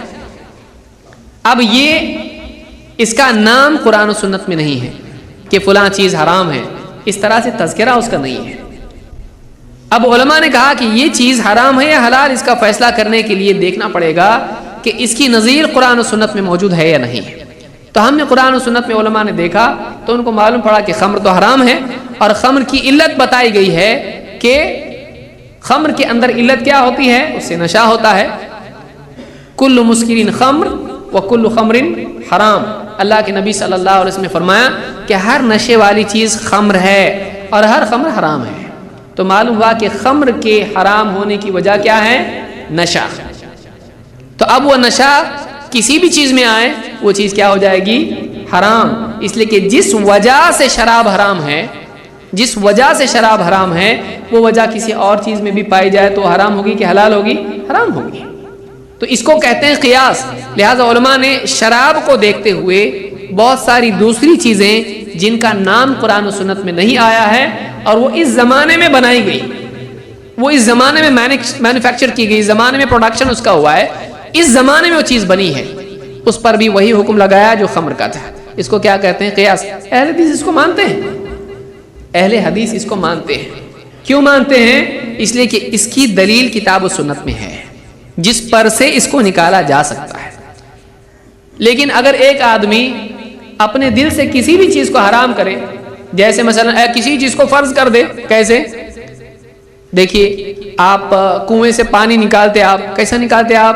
آپ کے پاس رسی ہوتی ہے اور ڈول ہوتا ہے، تو آپ کو کیا لگتا ہے؟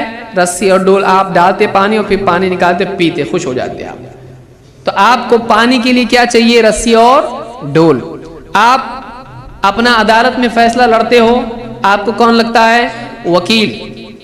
تو وکیل آپ کے پاس ہوگا تو آپ کا جج کے سامنے کیس لڑے گا اور آپ کا کیس سکسیسفل ہو سکتا ہے. آپ خود جا کے تو بات نہیں کرتے وہاں پہ ڈائریکٹ، تو انڈائریکٹ آپ کا کام ہوتا ہے وکیل کے ذریعے سے. یا اگر آپ کو 5ویں منزل پر جانا ہے، آپ کیا اختیار کرتے ہیں؟ سیڑھی یا لفٹ، اس کے ذریعے سے آپ اوپر جاتے. تو جب ہر چیز ایسے ہوتی ہے تو اللہ تک پہنچنے کے لیے بھی کیا چاہیے؟ وسیلہ. اب یہ ہوا قیاس، لیکن یہ قیاس کس پر ہوا؟ ڈول پر، رسی پر، کنویں پر، وکیل پر، سیڑھیوں پر، لفٹ پر. یہ قرآن و حدیث ہے. یہ اپنے دل سے کچھ بھی قیاس کرنا ہے. یہ اپنے دل سے جو سماج میں جو چیز چل رہی ہے وہ ایسے ہی ہوا. جس ایک آدمی کا دیکھیے دنیا میں کوئی کام بغیر رشوت کے نہیں ہوتا ہے، لہٰذا جنت میں جانے کے لیے فرشتے کو بھی کیا دینا چاہیے؟ تو کیا صحیح ہوگا؟ ایک آدمی کو اپنی فائل آگے ڈھکیلنا ہے ایک ٹیبل سے دوسرے ٹیبل پر، تو اس کو دنیا میں کیا کرنا پڑتا ہے؟ رشوت دینی پڑتی ہے. اب اس غلط چیز کو بنیاد آدمی بنائے اور آخرت کو اس پر قیاس کرے، اللہ کے معاملے کو اس پر قیاس کرے اور کہے کہ پھر آخرت میں بھی آپ کو کامیاب ہونا ہے، تو اپنے اعمال نامے کے ساتھ میں ایک نوٹ بھی آپ کو رکھنا پڑے گا تاکہ فرشتے اس کو لے کے آپ کی فائل آگے ڈھکیل دیں اور کامیاب آپ ہو جائیں. کیا یہ صحیح ہوگا؟ نہیں. آپ اللہ کے معاملے کو بندوں کے معاملوں پر کیسے قیاس کر رہے ہو؟ آپ آخرت کے معاملے کو دنیا پر کیسے قیاس کر رہے ہو؟ ایسا قیاس ہم نہیں مانتے جس میں قرآن و سنت کی کوئی دلیل نہ ہو اور زبردستی ایک مسئلہ مسلط کیا گیا ہو نصوص کے اوپر. ایسے مسائل کو ہم نہیں مانتے. مثلا کوئی آدمی کہنے لگے کہ دیکھیے قرآن میں اللہ نے کیا فرمایا؟ قد افلح المؤمنون الذین هم فی صلاتهم خاشعون. کامیاب ہو گئے ایمان والے جو اپنی نمازوں میں سکون اختیار کرتے ہیں، خشوع اختیار کرتے ہیں. بعض مفسرین نے اس میں ساکنون کا لفظ استعمال کیا ہے اس کی تفسیر میں کہ وہ سکون اختیار کرتے ہیں. ظاہر بات ہے اہل حدیث کے نزدیک نماز میں سکون لازم ہے، دوسروں کے نزدیک نہیں ہے. عجیب بات یہ ہے، آپ سوچئے اب اس میں مصیبت کیا ہے. اس آیت میں اللہ نے کیا فرمایا؟ الذین هم فی صلاتهم خاشعون، کہ ایمان والے کامیاب ہونے والے لوگ وہ ہیں جو اپنی نمازوں میں سکون اختیار کرتے ہیں، یعنی خشوع اختیار کرتے ہیں. اب اس آیت سے استدلال کرتے ہوئے کہ دیکھو قرآن میں اللہ نے فرمایا نا سکون اختیار کرتے ہیں، لہٰذا اب آپ جو بار بار رفع الیدین کرتے ہو رکوع سے پہلے، رکوع سے بعد، پھر اتحیات سے کھڑے ہو کے، تو یہ جو بار بار کا آپ کا رفع الیدین ہے کیا یہ سکون کے خلاف نہیں ہے؟ اللہ نے کیا فرمایا کہ نماز میں سکون اختیار کرتے ہیں. تو اب اس آیت سے معلوم ہوا کہ آپ کا سکون اختیار کرنا ضروری ہے اور آپ جو رفع الیدین بار بار کرتے ہیں وہ غلط ہے. اب یہ کیا ہوا؟ اپنے طور پر قرآن کی ایک مجمل آیت کو لے کر اپنے طور پر ساری چیزیں اس میں سکون کے زمرے میں شامل کر کے وہ چیزیں جو اللہ کے نبی صلی اللہ علیہ وسلم سے ثابت تھیں اور قرآن کو آپ زیادہ سمجھنے والے ہیں پھر بھی آپ رفع الیدین کر رہے ہیں، اب اس کو نظر انداز کر دیا اور بس ایک آیت لے لی اور سکون کا لفظ اٹھا کے اس کو سینے سے لگا لیا اور ساری سنت نبی صلی اللہ علیہ وسلم کی چھوڑ دی. یہ اہل حدیث کا طریقہ نہیں ہے. اس طرح کا قیاس، اس طرح کا اجتہاد، اس طرح کا فہم اہل حدیث کے یہاں نہیں ہے. اہل حدیث کا کہنا کیسا ہے؟ اہل حدیث کا کہنا یہ ہے کہ دیکھیے قرآن کو سب سے زیادہ سمجھنے والے اللہ کے نبی صلی اللہ علیہ وسلم تھے. رول نمبر 1، پہلا قاعدہ، کیونکہ آپ نہ صرف سب سے اچھا سمجھنے والے تھے بلکہ آپ سب سے اچھا سمجھانے والے تھے، اپنے قول سے بھی اپنے عمل سے بھی. اللہ نے کیا فرمایا؟ وَأَنزَلْنَا إِلَيْكَ الذِّكْرَ لِتُبَيِّنَ لِلنَّاسِ مَا نُزِّلَ إِلَيْهِمْ وَلَعَلَّهُمْ يَتَفَكَّرُونَ. اے نبی، ہم نے یہ کتاب، یہ نصیحت آپ کی طرف نازل کی تاکہ آپ لوگوں کو واضح طور پر سمجھا دیں کہ ان کے رب کی طرف سے ان کے پاس کیا آیا ہے، اور تاکہ وہ بھی غور فکر کریں. وہ بعد میں غور فکر کریں، پہلے آپ سمجھائیں. دیکھیے لوگوں کے غور فکر کرنے کا نمبر پہلے کے بعد میں، دیکھیے دو باتیں اس میں، لِتُبَيِّنَ لِلنَّاسِ مَا نُزِّلَ إِلَيْهِمْ، تاکہ آپ کے رب کی طرف سے جو کچھ نازل ہوا ہے آپ اس کو بیان کر دیں، واضح طور پر سمجھائیں. یہ پہلا ہے. وَلَعَلَّهُمْ يَتَفَكَّرُونَ، اور وہ بھی غور کریں، یہ بعد میں ہے. مخلوقات میں غور کریں، زمین آسمان میں غور کریں، یہ بعد میں ہے. لیکن لوگ غور و فکر پہلے کر رہے ہیں اور نبی صلی اللہ علیہ وسلم کی بات کے مقابلے میں اپنے غور و فکر کو، اپنے اجتہاد کو، اپنے قیاس کو رکھ رہے ہیں. اہل حدیث کے یہاں پر یہ نہیں ہے. اب مصیبت کیا ہے؟ ٹھیک ہے بھائی، آپ کی بات اگر مان بھی لیں ہم لوگ کہ یہ سکون کے خلاف ہے، کہ رکوع سے پہلے رفع الیدین کرنا سکون کے خلاف، رکوع کے بعد رفع الیدین کرنا سکون کے خلاف اگر ہے، تو پھر عید میں تکبیرات میں رفع الیدین لوگ کرتے ہیں. حنفی حضرات 6 کرتے ہیں اور شافعی حضرات میں سمجھتا ہوں 12 کرتے ہیں. تو یہ جو زیادہ رفع الیدین عید کے دن کیے جا رہے ہیں، پھر یہ کہاں سے آگے ہے؟ کیا عید کی نماز بے سکون پڑھنا چاہیے؟ کیا یہ جو آیت ہے الذین هم فی صلاتہم، وہ ان کی نماز میں، تو نماز میں ساری نمازیں آ جاتی ہیں. اللہ نے تو یہ نہیں کہا کہ ان کی 5 نمازوں میں خشوع اختیار کرتے ہیں، باقی میں خشوع ضروری نہیں، اللہ نے یہ تو نہیں کہا، لیکن وہاں پر کرتے ہیں. اگر کہا جائے کہ بھائی یہاں کیوں کر رہے ہیں آپ لوگ، یہاں رفع الیدین آپ کیوں کریں، کہ ثابت ہے. تو ہم بھی تو جو رفع الیدین 5 نمازوں میں کر رہے ہیں، آپ کی سال کی ایک نماز میں ثابت ہونے کی وجہ سے آپ قرآن کی آیت کی مخالفت کر رہے ہو، اور 5 نماز میں ہم اگر نبی صلی اللہ علیہ وسلم سے ثابت ہونے کو دیکھتے ہیں تو پھر آپ وہاں اعتراض کیوں کرتے ہو؟ یہ پورا ایک مصیبت ہے، یہ اتنا بڑا کنفیوژن ہے. ایک آدمی ایک جگہ مسئلہ اپنے لیے حل کر لیتا ہے، باقی جگہوں کو بگاڑ کر. وہ ایسے ہی جیسے آپ دیکھیے، آپ جب کسی دکان پہ جاتے ہو پھل والے کے یہاں پر، ایک آدمی کیا کرتا ہے، نیچے کے پھل اپنے حساب سے نکالنے کی کوشش کرتا ہے. کیا ہوتا اس سے؟ وہ ایک پھل تو اس کو مل جاتا، باقی اوپر کا پورے پھل کیا ہو جاتے ہیں، گرنا شروع کرتے ہیں. دکاندار بولتا ہے بھائی آپ مت کرو، میں آپ کو نکال کے دیتا ہوں. تو ایک چیز آدمی اپنے حساب سے نکالنے میں باقی چیزیں ڈسٹرب کرتا ہے. تو ایک مسئلہ اپنے لیے ثابت کرنے کے لیے یہاں کچھ ثابت کرتا ہے، یہاں کوئی اصول اختیار کرتا ہے، پھر دوسری جگہ دوسرا مسئلہ ثابت کرنا ہے، اس اصول کو چھوڑ دیتا ہے کہ نیا اصول اختیار کرتا ہے. اور جب دونوں اصول آپس میں آمنے سامنے ہو جائے تو پھر یہ پریشان ہوتا ہے کہ اس کو کیسے سالو کرو اور اس کو کیسے سالو کرو. اہل حدیث کو یہ سرکس کرنے کی ضرورت نہیں پیش آتی ہے. اہل حدیث کیا کہتا ہے؟ اللہ اور اس کے رسول کی بات جب سامنے آ جائے ہم کو اس کو ماننا ہے. فلاں عالم صاحب ایسا کرتے ہیں، لیکن فلاں مولوی صاحب یوں کہتے ہیں، فلاں کا عمل ایسا ہے، سب اپنی جگہ ٹھیک ہے، وہ ان کا مسئلہ ہے. ہم کو کیا کرنا ہے؟ ہم کو اللہ نے اس بات کا حکم دیا ہے جو کچھ رسول تم کو دیں اسے لے لو. رسول کی بات سامنے آنے کے بعد کسی اور کی طرف دیکھنا نہیں ہے. اللہ اور اس کے رسول کا فیصلہ آنے کے بعد اختیار ہمارا ختم ہو گیا. ٹھیک ہے یہ حدیث ہے، یہ اللہ کی بات ہے، یہ رسول کی بات ہے، لیکن ہم فلاں کے مقلد ہیں. یہ لیکن ہمارے یہاں نہیں ہے، کیونکہ یہ لیکن اختیار پیدا کرنے کی صورت ہے. یہ لیکن چور دروازہ ہے جو اس حکم کے توڑنے کا راستہ بناتا ہے. اللہ نے کیا فرمایا؟ وَمَا كَانَ لِمُؤْمِنٍ وَلَا مُؤْمِنَةٍ إِذَا قَضَى اللَّهُ وَرَسُولُهُ أَمْرًا أَن يَكُونَ لَهُمُ الْخِيَرَةُ مِنْ أَمْرِهِمْ. کسی مومن مرد کے لیے، کسی مومنہ عورت کے لیے ہرگز اس بات کی گنجائش نہیں ہے کہ اللہ اور اس کا رسول کوئی فیصلہ دے دے تو پھر ان کو کوئی چوائس باقی رہے. آپ بتائیے، تقلید میں اس چوائس کی کھڑکی کھولی جاتی ہے. ٹھیک ہے اللہ کا یہ فیصلہ ہے، ٹھیک ہے رسول کا یہ فیصلہ ہے، لیکن ہم چنتے ہیں اپنے امام کو. تو رسول کا فیصلہ آنے کے بعد ہم کیا کر رہے ہیں؟ کرنا کہ نہیں کرنا. ایک آدمی امام صاحب کے پاس جاتا ہے، کہتا ہے مولوی صاحب یہ شافعی حضرات رفع الیدین کرتے ہیں اور ہم حنفی ہیں، ہم رفع الیدین نہیں کرتے، تو اب کیا کریں؟ وہ غلط ہیں کیا؟ اب امام صاحب اگر ان کو غلط کہیں تو پوری جنگ کھینچنے کے برابر ہے وہ، کیونکہ شافعی مسجدوں میں جانا اس کا بند ہو جائے گا. تو اب وہ کیا کہتا ہے؟ وہ اپنی جگہ صحیح ہے، ہم اپنی جگہ صحیح ہیں. ایسا کیسا الگ الگ کیوں؟ کہا کہ دیکھو نبی صلی اللہ علیہ وسلم کی ساری ادائیں منتشر ہو گئیں اور صحابہ مختلف علاقوں میں پھیل گئے، پھر کسی صحابی نے کوئی سنت پہ عمل کیا، کسی نے کسی پہ عمل کر لیا. یہ سب کس کا طریقہ ہے؟ کہا یہ اماموں کا اپنا نہیں ہے، یہ سب کس کا طریقہ ہے؟ یہ نبی صلی اللہ علیہ وسلم کا ہے. کبھی آپ نے ایسا پڑھا، کبھی ایسا پڑھا، کبھی ویسا پڑھا. اب وہ بھولا بھولا آدمی ہے، وہ یہ پوچھتا ہے کہ یہ سب نبی کے طریقے ہیں. ہاں سب، تو پھر میں سب پہ عمل کر سکتا؟ نہیں، آپ عمل نہیں کر سکتے. کیوں؟ ارے بھائی جب یہ سب نبی کا طریقہ ہے تو ہمارے ایک ہی نبی ہے نا، وہ بھی نبی نے کیا، یہ بھی نبی نے کیا، یہ بھی صحیح وہ بھی صحیح، تو پھر میں کروں تو زیادہ ثواب ملے گا. میں کیوں ایک سنت سے محروم رہوں زندگی بھر؟ کیوں میں اس پر عمل نہ کروں؟ نہیں. کیوں نہیں؟ اس لیے کہ ہم حنفی ہیں. بدقسمتی سے ہم کیا ہیں؟ ہم حنفی ہیں. ہم اس پہ عمل نہیں کر سکتے. وہ ایسا ہے جیسے وہ ندی کا وہ کنارہ ہے, ہم اس کنارے پر بیچ میں کوئی برج نہیں ہے, ہم وہاں نہیں جا سکتے. کیوں نہیں جا سکتے بھائی؟ جب سب نبی کا ہے تو پھر ہمارا کیوں نہیں ہو سکتا ہو؟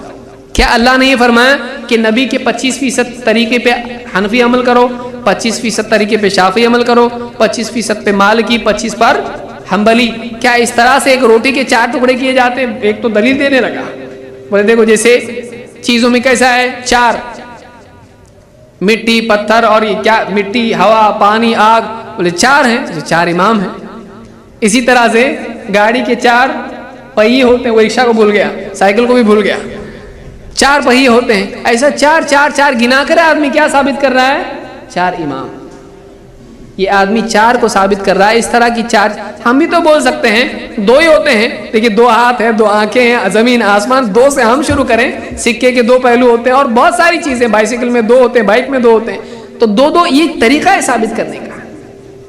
اس طرح سے ہم دین کے معاملات کو اگر ثابت کرنے لگیں تو ہم دین کے میدان میں آنے کی بجائے سرکس کے میدان میں زیادہ مناسب جگہ ہمارے لیے ہے. ہم دین کا کھیل تماشا بنا کے لوگوں کو اس طرح سے بیوقوف بنائیں. بتائے قیامت کے دن اللہ کے پاس کیا جواب دیں گے؟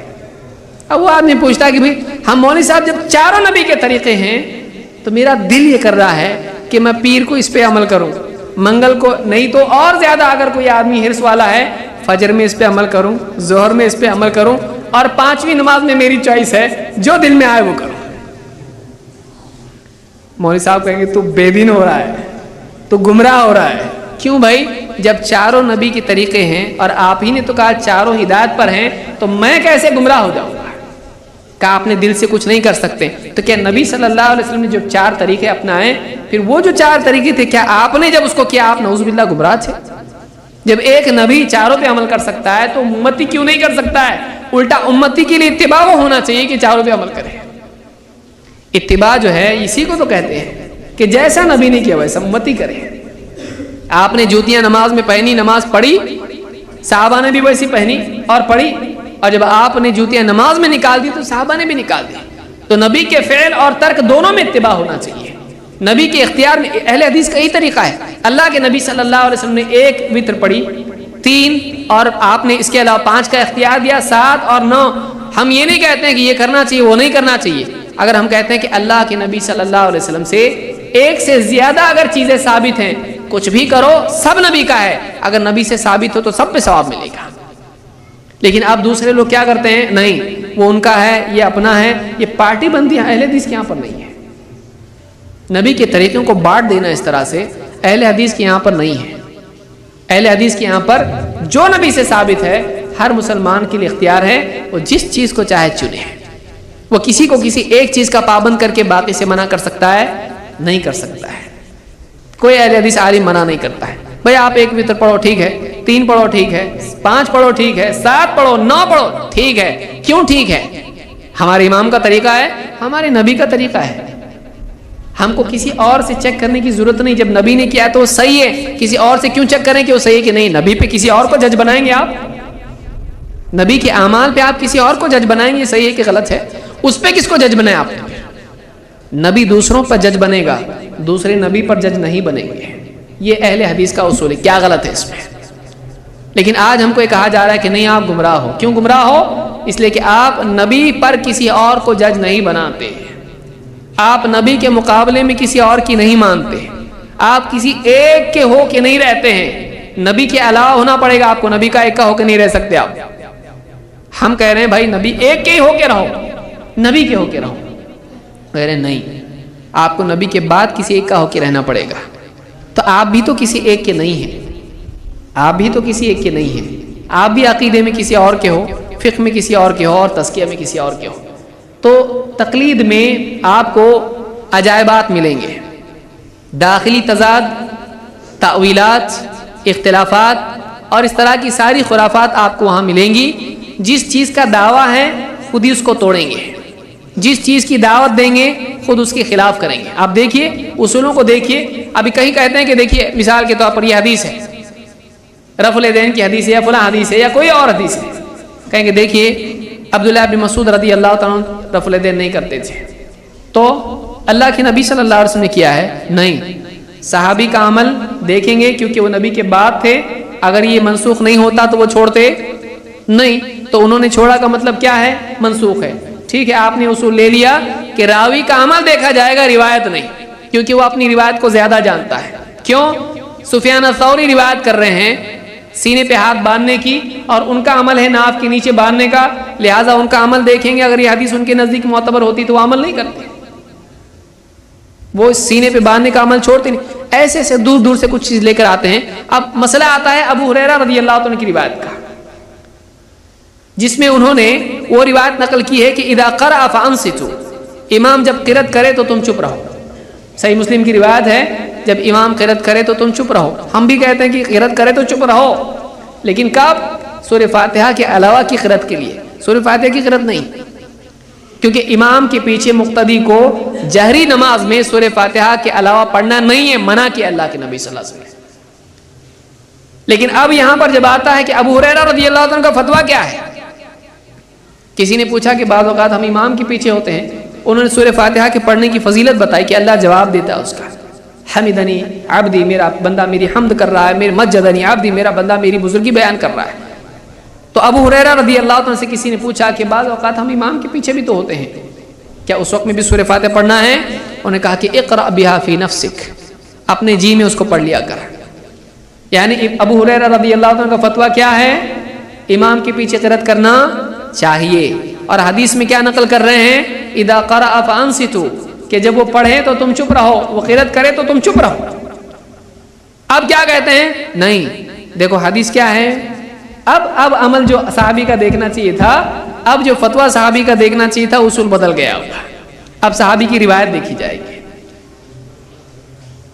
ایسے کئی مسائل ہیں جو مثال کے طور پر بیان کیے جا سکتے ہیں۔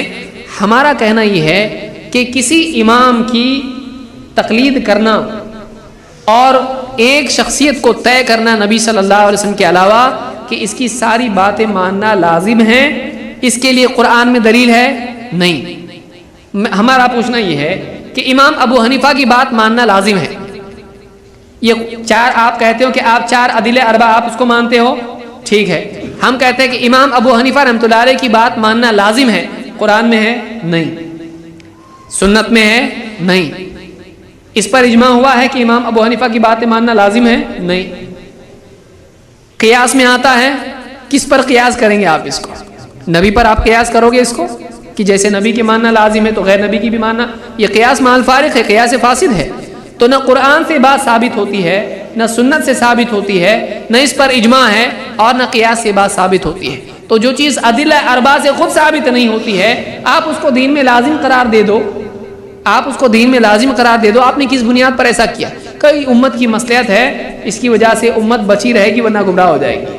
آپ زیادہ خیر خواہ ہو امت کے اللہ کے نبی صلی اللہ علیہ وسلم، آپ سے زیادہ اللہ اور اس کا رسول امت کی بھلائی چاہتا ہے، تو اللہ نے کیوں لازم اس کو نہیں کیا کہ غیر نبی کی بات ماننا آپ پر لازم ہے؟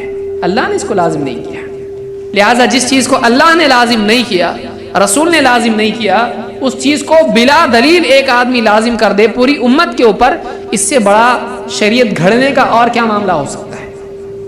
آپ بتائیے، شریعت گھڑنا ہوا یہ کہ اپنی طرف سے دین میں ایک چیز داخل کرنا ہے کہ فلاں صاحب کی بات آپ کو ساری باتیں ماننی لازم ہے، اگر آپ نہیں مانتے تو آپ گمراہ ہو۔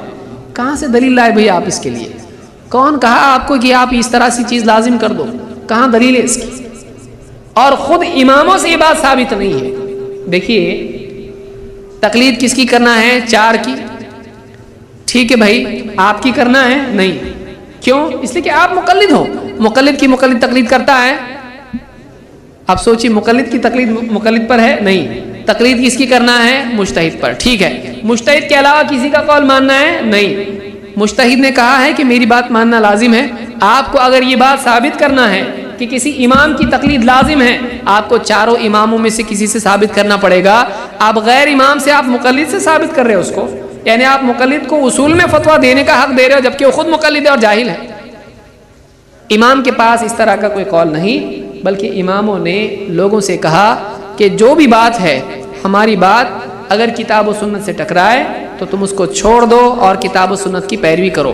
یہ جو جواب اماموں نے جو کہا، آپ کئی اقوال میں ذکر کر سکتا ہوں، اماموں نے جو بات کہی ہے کہ میری بات اگر کتاب و سنت سے ٹکرائے اس کو چھوڑ دو اور کتاب و سنت کی بات اختیار کرو. ہمارا سوال، اہل حدیث کا سوال یہ ہے، یہ جو بات اماموں نے کہی ہے یہ مجتہدین سے کہی یا غیر مجتہدین سے کہی ہے؟ کیونکہ مجتہد کو امام کی بات ماننے کی ضرورت ہے. آپ بتائیے، امام دوسرے امام بڑے امام ہیں، وہ ایک دوسرے امام سے کہہ رہے ہیں کہ میری تقلید مت کرو اور تم کتاب و سنت سے لو، تو امام ابو حنیفہ یا جتنے بھی امام ہیں وہ کس سے کہہ رہے ہیں کہ ہماری بات جب کتاب و سنت سے ٹکرائے تو تم اس کے مقابلے میں کتاب و سنت کو لو؟ تو وہ کس سے کہہ رہے ہیں؟ یہ مجتہدین سے نہیں کہہ رہے ہیں، یا عوام سے کہہ رہے ہیں؟ کیونکہ مجتہد کو تو ان کی بات ماننے کی ضرورت ہی نہیں ہے کہ چیک کر کے لو، تو وہ عام لوگوں سے کہہ رہے ہیں. تو ہمارا بھی یہی کہنا ہے کہ امام کی بات ماننا غلط نہیں ہے، لیکن کسی ایک امام کو لازم کر دینا کہ ان کی بات آپ مانو، یہ غلط ہے. اور امام کی بات بھی ماننا اس طور پر ہے کہ وہ کتاب و سنت کے مطابق ہو، ٹکرائے نہیں. سوال ہے کہ آپ کو کیسے معلوم پڑا؟ آپ اتنے بڑے عالم ہو، کتاب و سنت سے ان کی بات کو چیک کرو گے؟ دلیل دیکھیں گے ہم، اگر ان کی دلیل پر ہم کو اطمینان ہو جائے ہم مانیں گے ان کی بات کو، لیکن بلا دلیل کسی کی بات کو ہم دین میں حجت تسلیم نہیں کرتے. لہذا یہ ہمارے بنیادی مسائل میں سے ہے کہ ہم کسی امام کی بات کو ماننا لازم نہیں سمجھتے کہ ایک امام کی بات زندگی بھر کے لیے آپ کو ماننا پڑے گا. ہمارے نزدیک یہ اصول نہ قرآن میں ہے، نہ سنت میں ہے، نہ اجماع میں، نہ قیاس میں ہے. جو چاروں سے ثابت نہیں وہ کہاں سے ثابت ہے؟ پانچویں دلیل آپ کو گھڑنی پڑے گی، وہ بھی امام سے بتانا پڑے گا. آپ کیونکہ مقلد ہو تو آپ کیسے بتا سکتے؟ آپ اصول بنا سکتے؟ آپ نہیں بنا سکتے. آپ کو امام سے پانچویں چیز بتانی پڑے گی اور اس کے لیے بھی دلیل دیں گے تو ہم مانیں گے، نہیں تو نہیں مانیں گے. لہٰذا اوپر سے نیچے تک سارا مسئلہ کنفیوژن کا ہے. سب سے پیارا، صاف ستھرا اور بغیر پرابلم کا مسئلہ ایک ہی ہے، قال اللہ قال رسول اللہ. اور یہی بات اللہ نے اور یہی بات رسول صلی اللہ علیہ وسلم نے کہی. اتنی مرتبہ قرآن و سنت میں اس کے آنے کے بعد بھی ایک آدمی پھر واپس دائیں بائیں مڑنا شروع کرے، وہ آدمی یا تو عقل نہیں رکھتا ہے یا تو اس آدمی کو تحقیق کی صلاحیت نہیں ہے، سوچنے سمجھنے کی صفت سے ہی وہ عاری ہو چکا ہے. اللہ رب العالمین ہم سب کو سمجھنے کی توفیق عطا فرمائیں اور دین میں بنیادی اصولوں کے اختیار کرنے کی، گمراہی سے بچنے کی، اندھے پن سے بچنے کی توفیق عطا فرمائیں. اللہ رب العالمین چاروں ائمہ اور جتنے بھی ائمہ گزرے ہیں ان سب کو آخرت میں اونچا مقام عطا فرمائیں. ان کی تعلیمات کو دیکھ کر ہم کو چلنے کی توفیق دے اور اس میں سے جو صحیح ثابت ہے اس کو قبول کرنے کی، اور جو بھی خطا ان سے کسی مسئلے میں ہوئی ہے اللہ رب العالمین اس پر بھی ایک اجر ان کو عطا فرمائیں. یہ ہمارا اصول ہے، یہ ہماری دعا ہے. اللہ تعالی ہم سب کو دین پر جمے رہنے اور حق پر جمے رہنے کی توفیق عطا فرمائے. اقول قولی ھذا واستغفر اللہ لی ولکم.